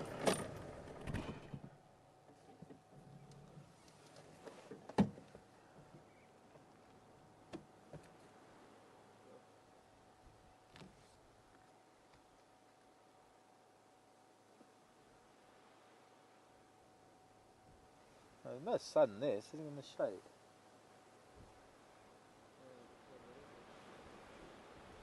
Pardon? Doesn't make any sense. No. Well, maybe it was in the sun, but the sun has moved. Clock's too lazy to move with the sun. And we'll get more sun soon. I've heard of impala up at the lodge. Not gonna find an impala getting pulled into the water today. Wind is pumping. Wind is strong.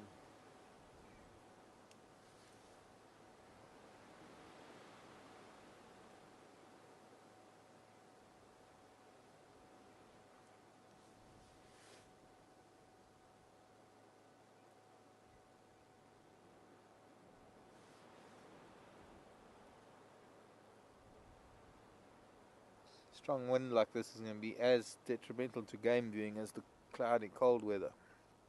You know, wind dampens, well no, not dampens. I suppose in a way it dampens sound of animals moving, but it It makes so much other noise that makes animals nervous. And they try and get out of the wind into thicker cover. He's also quite far from the water. He's not right on the edge. It's quite amazing.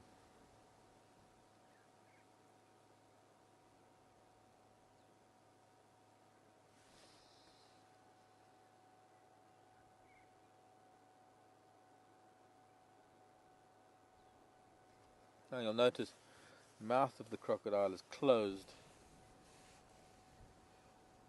Only much later, when he starts getting hot, that he'll lie with his mouth open. His, hers. No way of telling sex with a crocodile. Oh, some geese coming into land.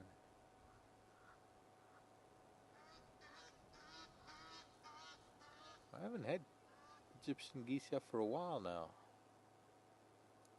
Actually, could have something to do with the crocodile.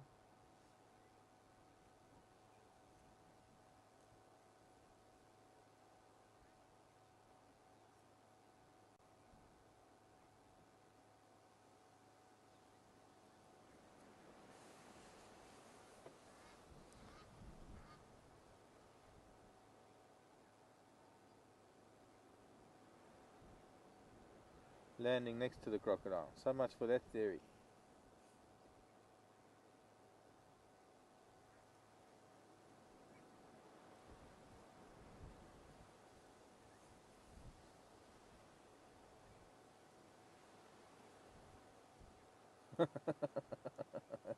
This goose got a death wish or what?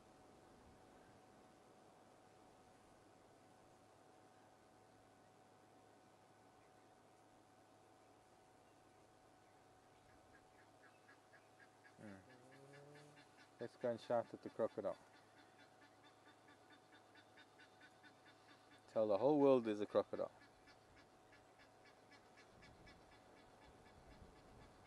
That's the gander on the right. No, sorry, what am I saying? On the left.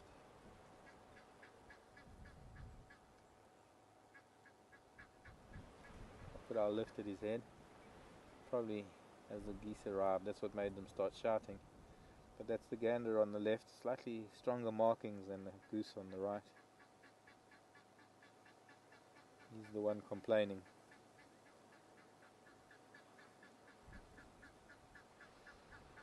Mouth open now.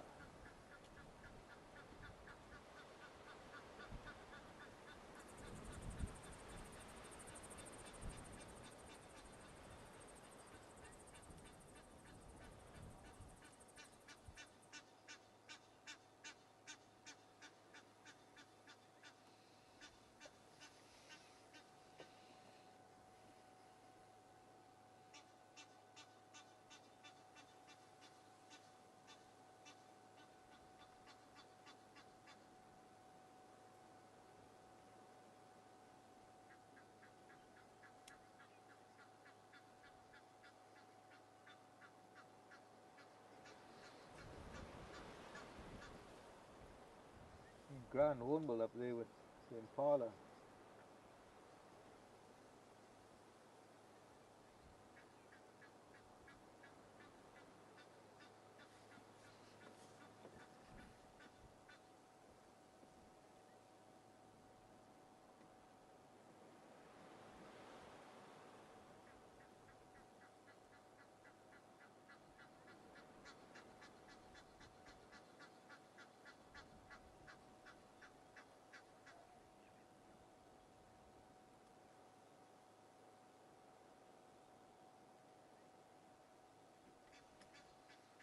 His body's in the sun now.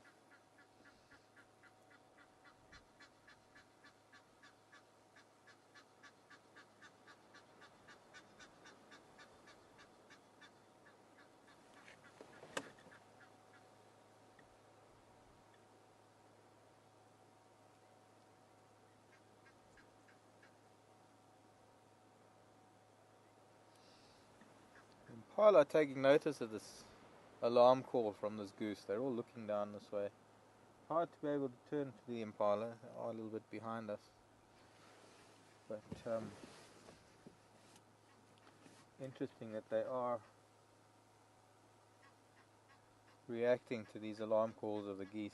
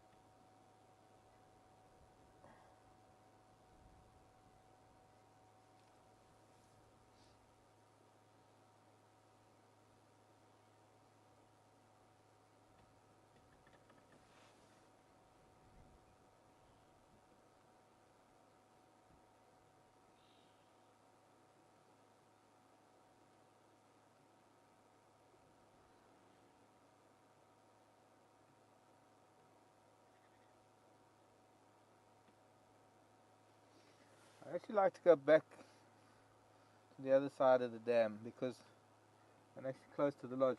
I don't know if you can get it from here, but there's that ground hornbill in the tree. It looks like it's killing something. It's jumping up and down, and I can only see one ground hornbill just above the impala attacking something.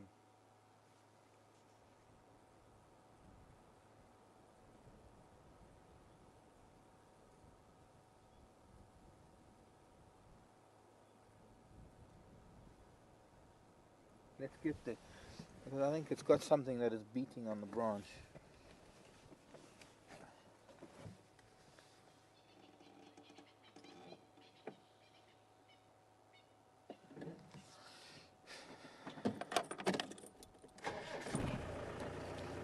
Could be interesting if we can get close enough.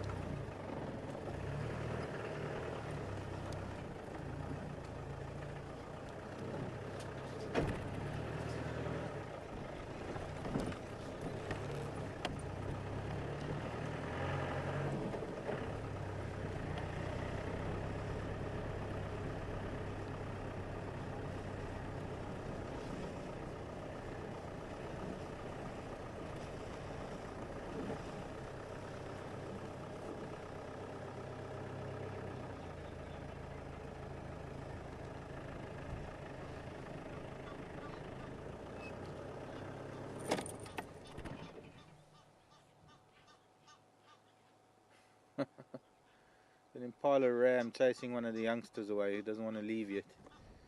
Hornbill stopped doing what he was doing. A bit of activity.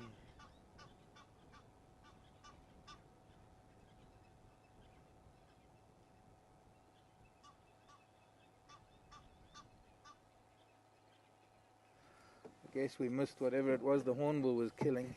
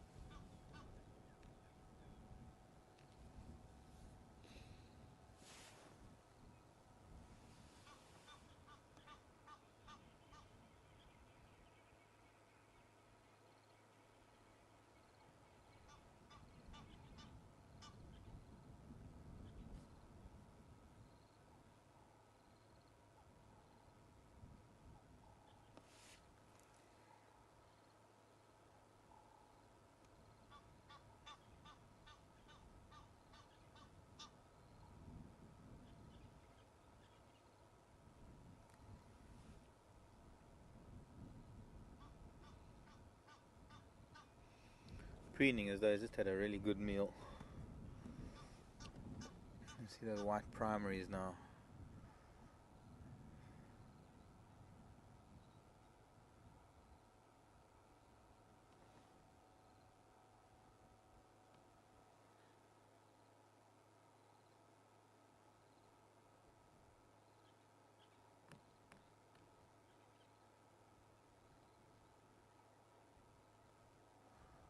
Only seeing the one.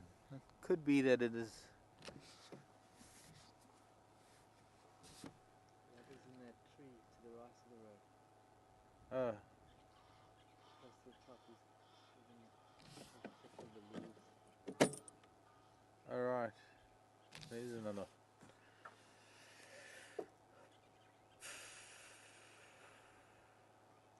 Probably the usual 3 that we have around. Geese have flown off. The little peninsula has been taken over by teeth.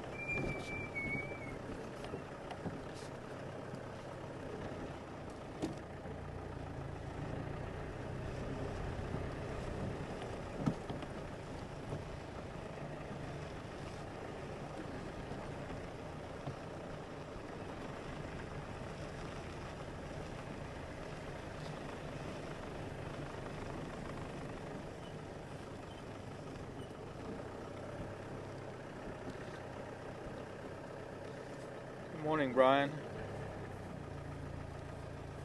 How long they stay in the den and how often will they change locations?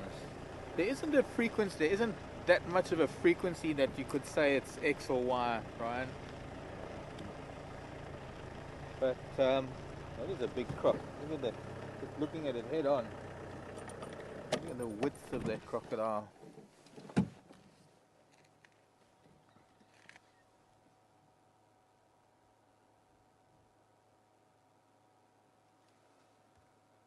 That crocodile could fit a young kudu, let alone an impala. But he's fat. He, she.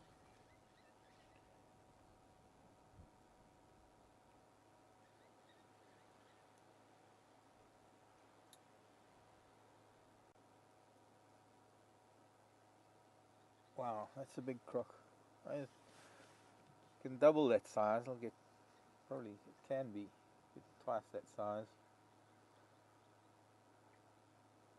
But that is a very large crocodile, probably because it had an impala a few days ago. And it'll take time to digest it. And it also probably won't need to eat for a few weeks.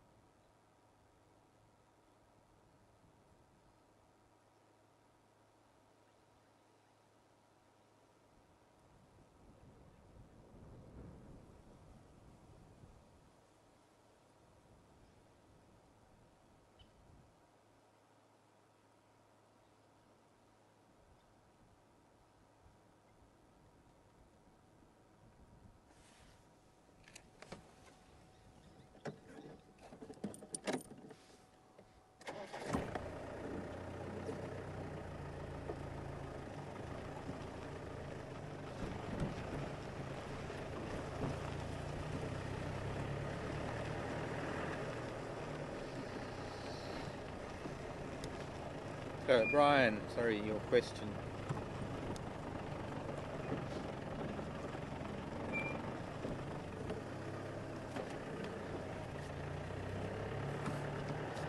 It's not an easy question to answer because, well, partly because I couldn't tell you. But also partly because there's no set rule. It's not like it's something like it has a gestation period or something that is so distinct in its time period. I mean, it could be a month, could be 2 months that they would stay in the den. I don't think there's a, I don't know, I don't even know how to begin to answer it, I'm afraid. How long they'll stay in a den and how frequently they move it. Well, it's the same question really, because the frequency that they move the den is how long they would stay in it. Now, what are you two children doing here without your mothers? Where are your mothers? These are two young waterbuck.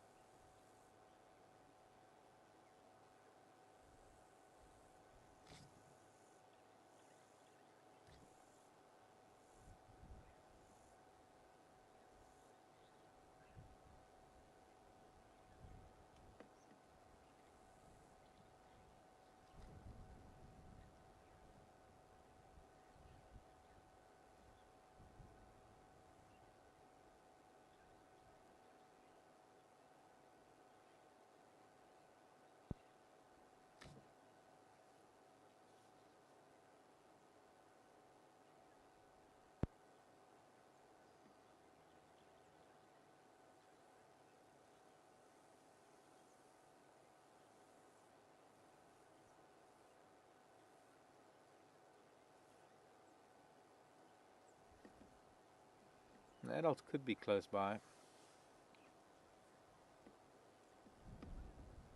Could have left the calves and gone off feeding. The wind is making them a little bit skittish and they've left their hiding spot. I did see them trotting here a few minutes ago. Just before we got here, they came running around this bush. It could be that the wind is making them a bit nervous.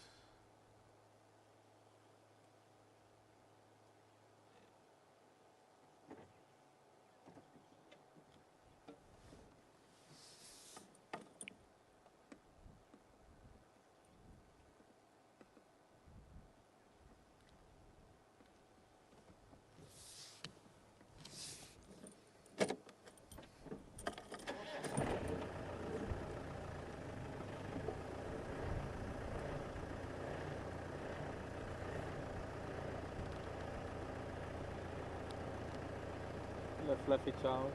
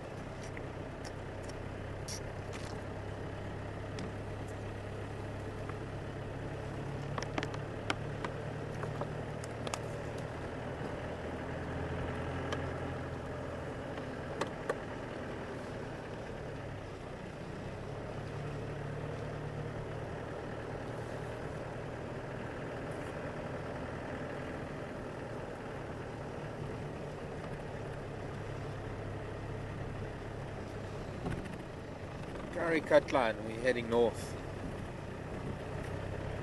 Go up to Buffelshoek again. Maybe time to go and make a turn at Buffelshoek Dam.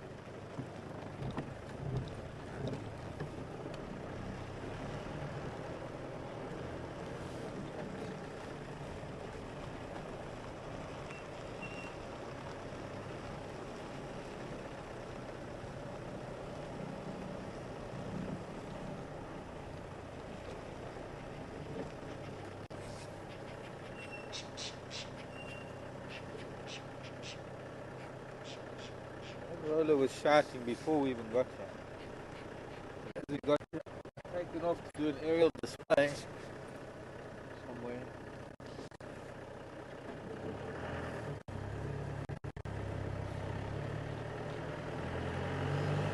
Never easy to tell what a lilac-breasted roller is shouting at.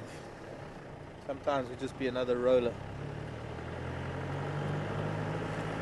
Sometimes they'll mob something that they don't like.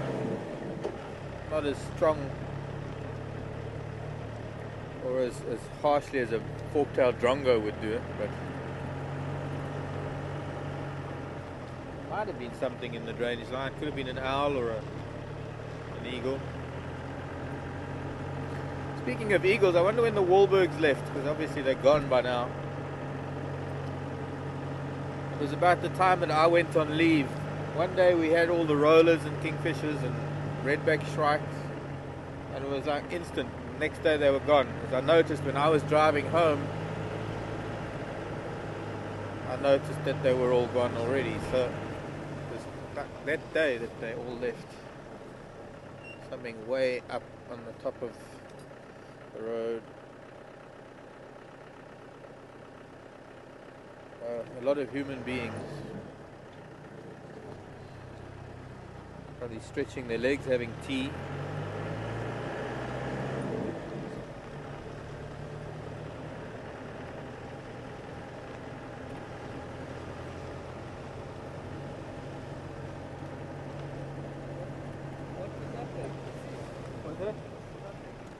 There are people standing around the vehicle, probably having a morning tea or something.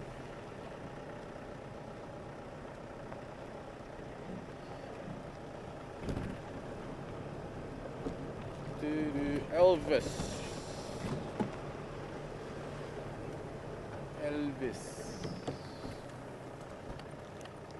Costello. Presley. What is his name? I'll find out now.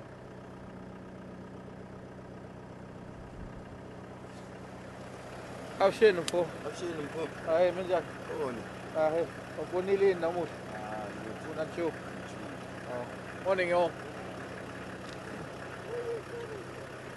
We're filming Wild Earth. We broadcasting live right now, so the world is hearing you say that. Hello, but we won't put you on camera because can't afford it. You have to sign an indemnity. You have to sign a release that you're not going to. Did you see the little leopard cubs Not today, no. yesterday? No, we couldn't go there. It's on another property that we can't get to. We couldn't get there in time. I mean, we were so far down in the queue. Yeah. When we Yeah. got there, she was. Cubs were hidden. She'll be around. Nice, there's 4 hippos in this dam. I've never seen them. Are we on our way there now? One baby. Oh. The crocodile's out of the water at Gari Dam. Yes, it's big one. Yeah, it's big. Evidently killed an impala on Thursday. Oh, really? Yeah. Took an impala right in front of room 1. Other than that, this wind, I think, is keeping things hidden a little bit. So who is Wild Earth? What is Wild Earth? Well, it's Safari TV. We're part of Wild Earth. Been going for many years now. And African. no, well, it started as Africam. Yeah, with Peter Henson. Well, I don't know those guys from those days, but Graham Wallington, who now is who carried on with Wild Earth here at Juma, and they 2007 we started doing live drives, and gone on. How long will you be here now? Or you Permanent. Every single day we go out twice a day, and we have people all over the world watching us. And it's interactive, so they're sending in questions. I get questions into my ear, and so I'll answer John in New York or people all over the world, and that's live. So yeah, What do you do in between the drives? we do a lot of post-production work, a lot of editing, a lot of voiceover, a lot of script What writing. are they looking at? The waterhole camera, but we have many different cameras all around the world. Switch. Eagles nests. Well, we don't switch. People can switch. They can watch whichever camera they want. But if you go onto the website wildearth.tv, you'll get a drop-down menu of all the different cameras. Okay. Eagles nests, owl nests. So it's on the internet. Yes. Not like broadcast on the TV. There are some TV companies that are good. That's what we do a lot of post-production stuff for, pre-recorded stuff. But right now I have to go, I'm afraid. Do you tell those guys the truth? I have to. Because the temptation. Well, they've all got Google in front of them, you see, so there's The white giraffe got a long neck. Elvis, what's your surname? It's Mzimba. Mzimba. Okay. Not Costello. Bye. Love to sit and chat, but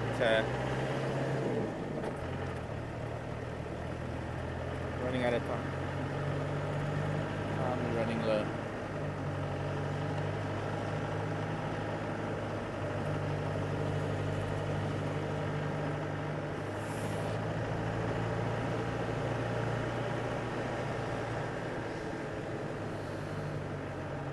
Traffic.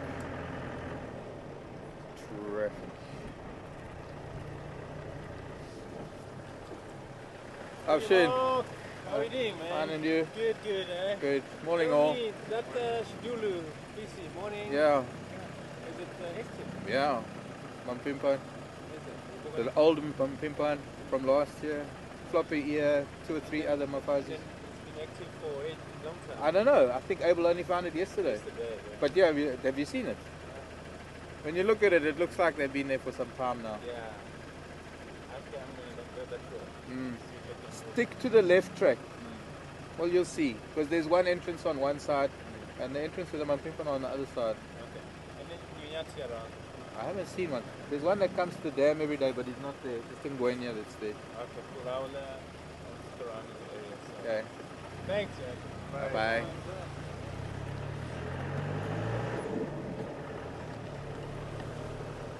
Elephant was here. Nobody's seen much this morning. That's a little different to what I was thinking. Having clearer skies and sunshine, but this, as I said, this cold wind is not letting everybody come out and play as much as I would have liked them to.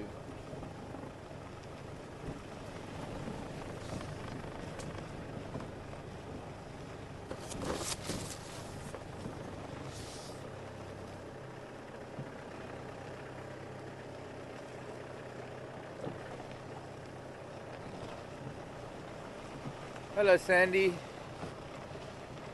Wanting to know if I've ever nursed any other young animals other than the little owl that I had 2 years ago. A little owl named Pooh. Actually it was about 18 months ago. It was a little Scots owl. But no, Sandy, well, not no. Prior to the little owl, I hadn't looked after anything for well over 20 something years. Back in the 80s, I raised a couple of kingfishers, woodland kingfishers. And that ended in sadness, as it mostly does. And vowed never to do anything again, because this is a wild area.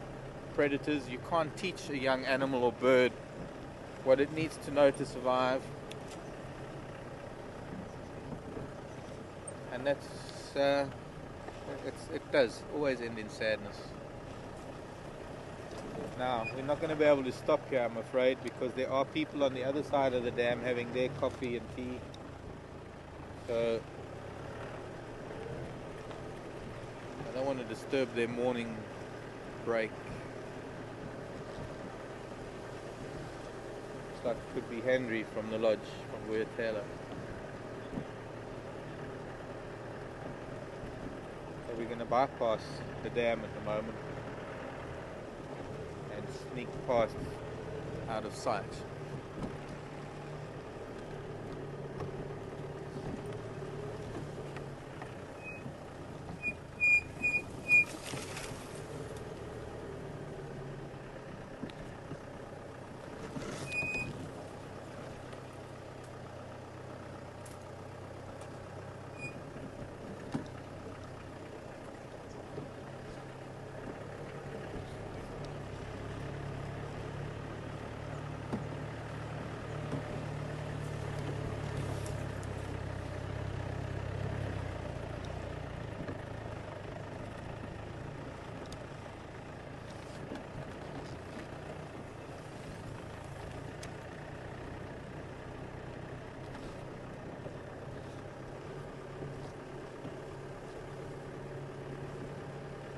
Good morning, Lynette.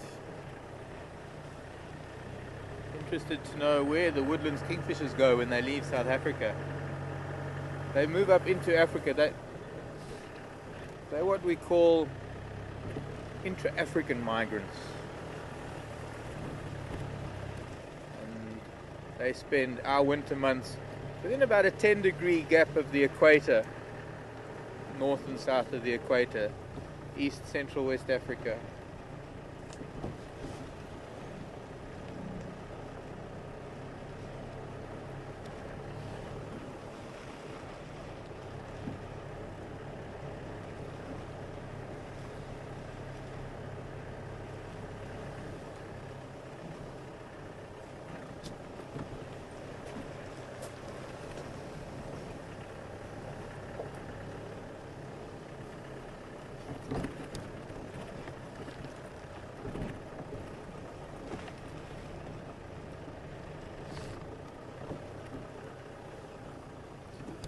Two kingfishers I raised, the first one died of siblicide. Its sibling killed it.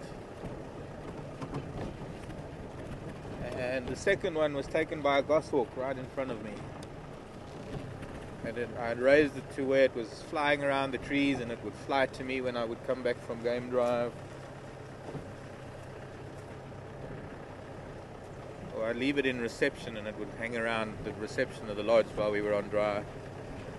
One afternoon, we were all hot summer day, we were all napping a little bit before game drive and we heard kingfisher screaming. Ran outside to see this goshawk carrying it off. And when that happened, I was so attached to it.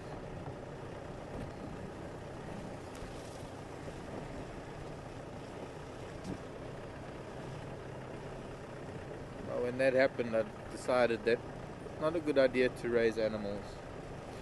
And since then, I've seen so many people get upset over the squirrels they tried to raise, both here and in Botswana. It's just not a good idea. Unless you are a proper rehabilitation center, we're talking about other orphaned animals that have a fair chance. But living in the bush, to raise a wild animal and expect it to live its natural life,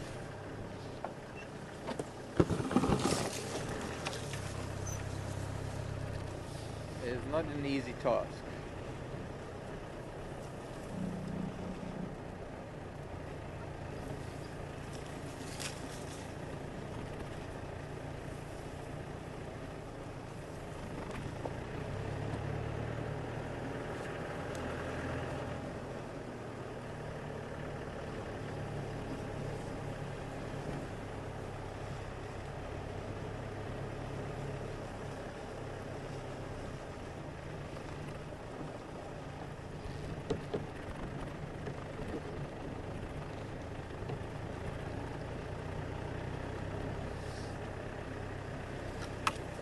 Guaripan Road, we're moving up towards Guaripan from Buffelshoek Dam. And what, I think we'll take Central Road back towards the west.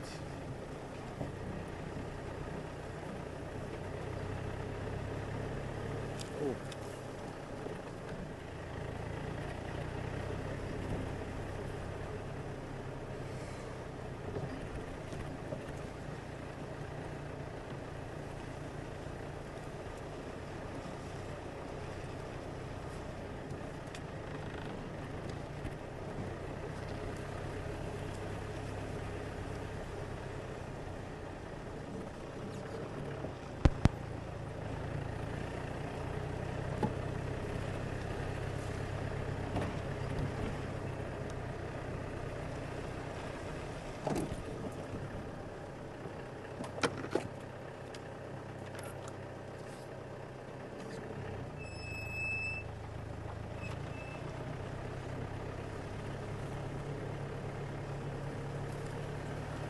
Good morning, Miss Chris. In the South African winter months, do we still continue? Yes, we do. We do this all year round. We are here 24 hours a day. Well, we're not driving 24 hours a day. But our drive times will be changing possibly at the end of the month because of the later sunrise and earlier sunsets. We might be changing a little bit a little bit later in the morning, earlier in the afternoon. We will be putting something out on Facebook. We will be making a post about that, I'm sure. But yeah, although it does get quite chilly, it gets down to,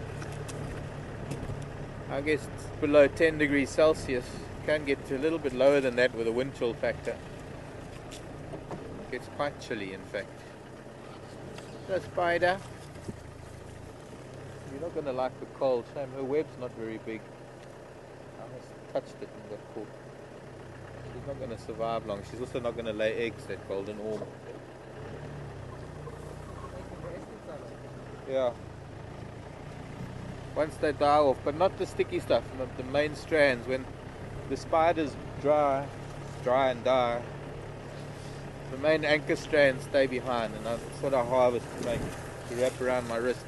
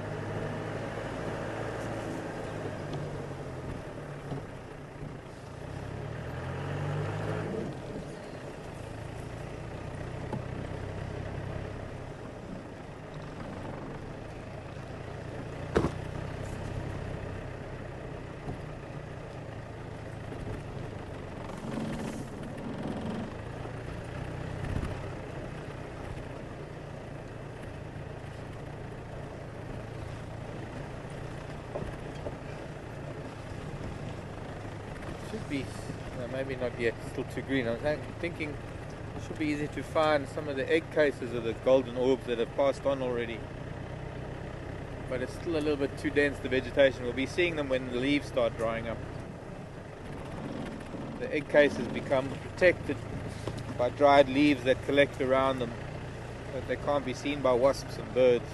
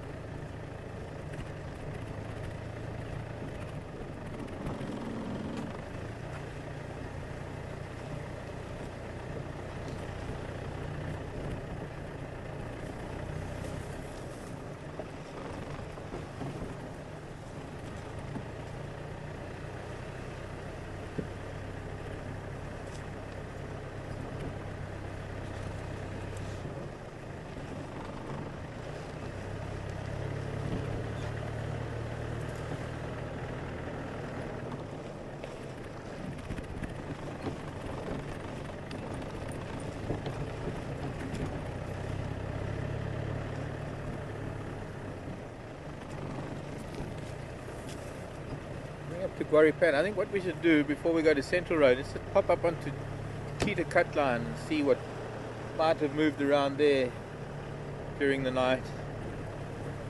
I think Jacques will be on drive later today. Give him some idea of what might be around.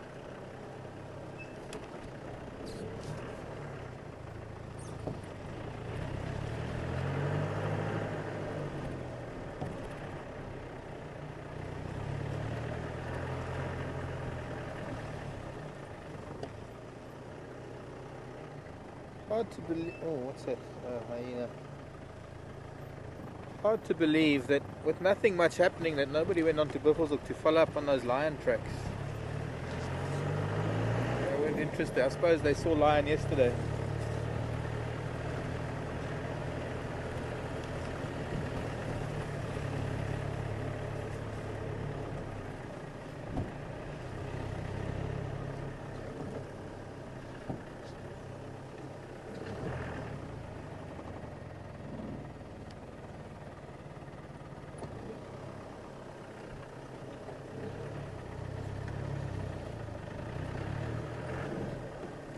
I just want to show you quickly, for for Sharon if you're still with us. Sharon is in Austria, so she should be in the same time zone.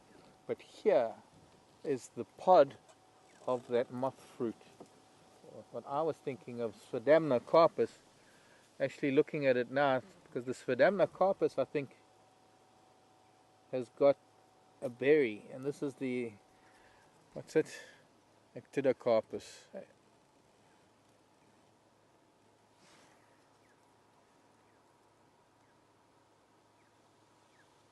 There's wings that make it look like a moth. I know the Zulus have a name for it that refer to locusts. Let me just see in the book.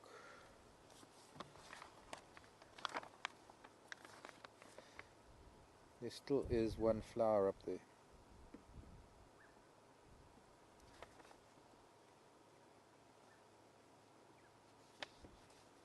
Not.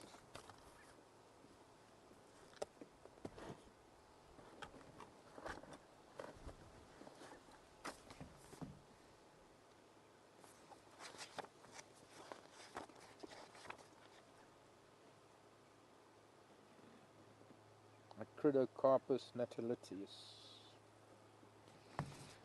Actidocarpus. What was that?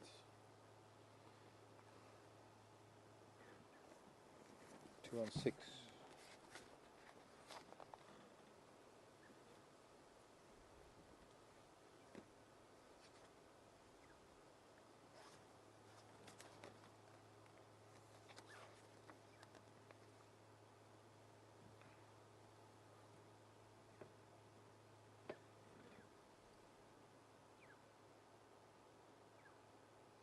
Even in Greek, well, the Actidocarpus actually in Greek is also locust fruit. That's interesting to know.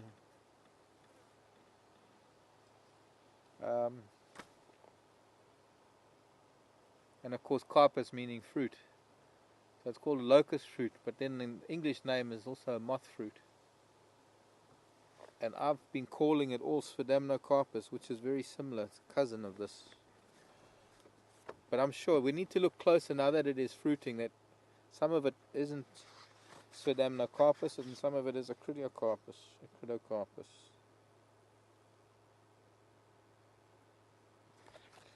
one 210. No, very similar. This is a Sphedamna. I've always called this Sphedamnocarpus, and it is. I'm sure it is. Because the Actidocarpus has got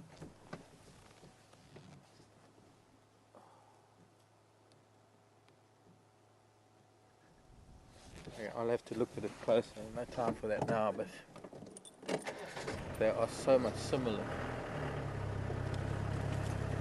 Does that make sense? That English, so much similar? They are so much alike.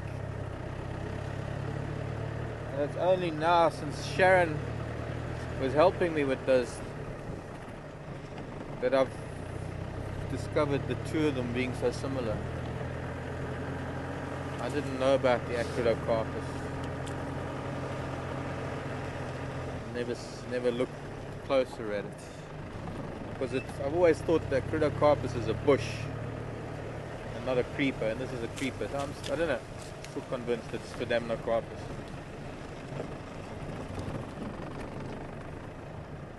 Cheetah cutler.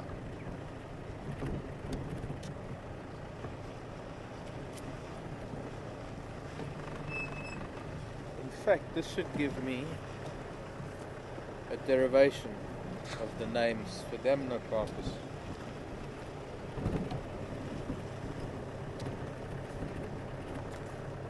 I don't remember the number. Okay.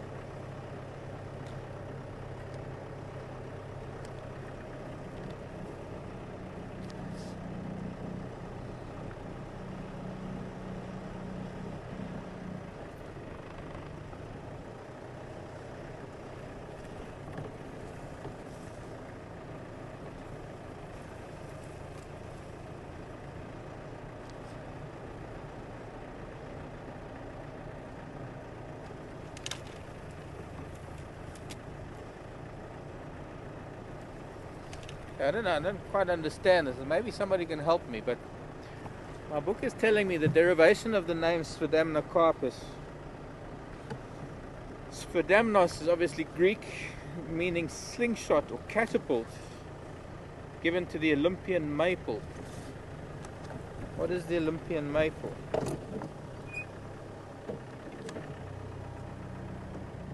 Doesn't quite make sense because I'm not an athlete, and I don't know what the Olympian maple is. And why slingshot? Catapult. Carpus is fruit, so I don't understand. Okay, wait a second, here we go. I just need to read further. Alluding to the fruits of the species resembling those of the Olympian maple. Okay, that still doesn't make sense to me. What is an Olympian maple?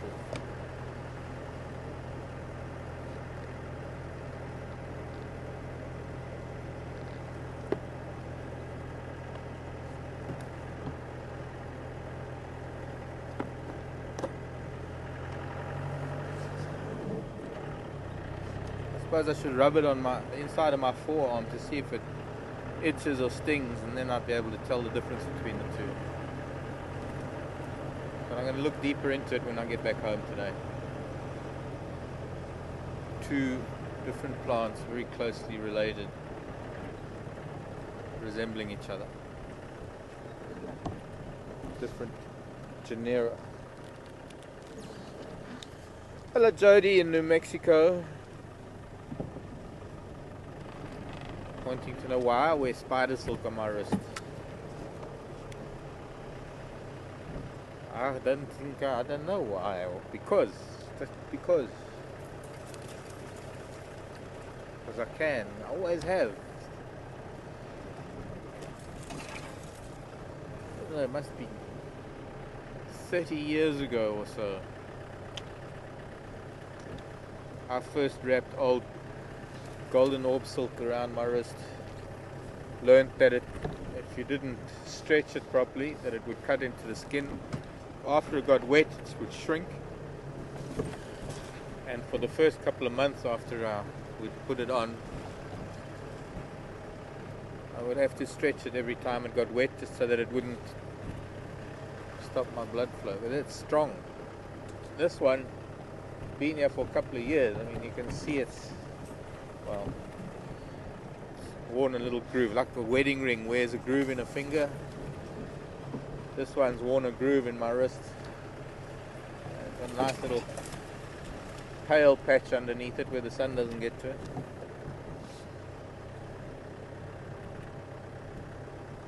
It's a gold wristband. It's unique. Nobody else can. It's silk. A silk wristband. This one is new. Still got a little bit of gold in it. It's very thin. Still got to add to it.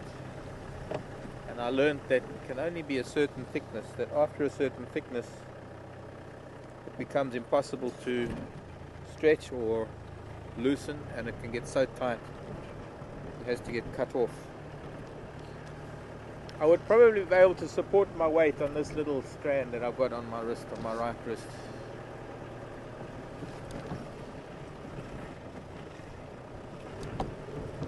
It can't be removed, can't be duplicated, one off. Because, I don't know, Jody, it's not an easy one to answer why. I guess I just do. Oh. Windy morning. At least we got sunshine. It's been a lovely drive. Been a bit quiet, I know. And at least we now know where there's a hyena den, and that's going to be exciting over the next couple of weeks, I guess, I would say. Also, we'll be able to answer questions. We don't know how long they've been there, though. And when I think of other dens, I'd have to try and speak to the guys and see what they think about the frequency of using dens and moving dens.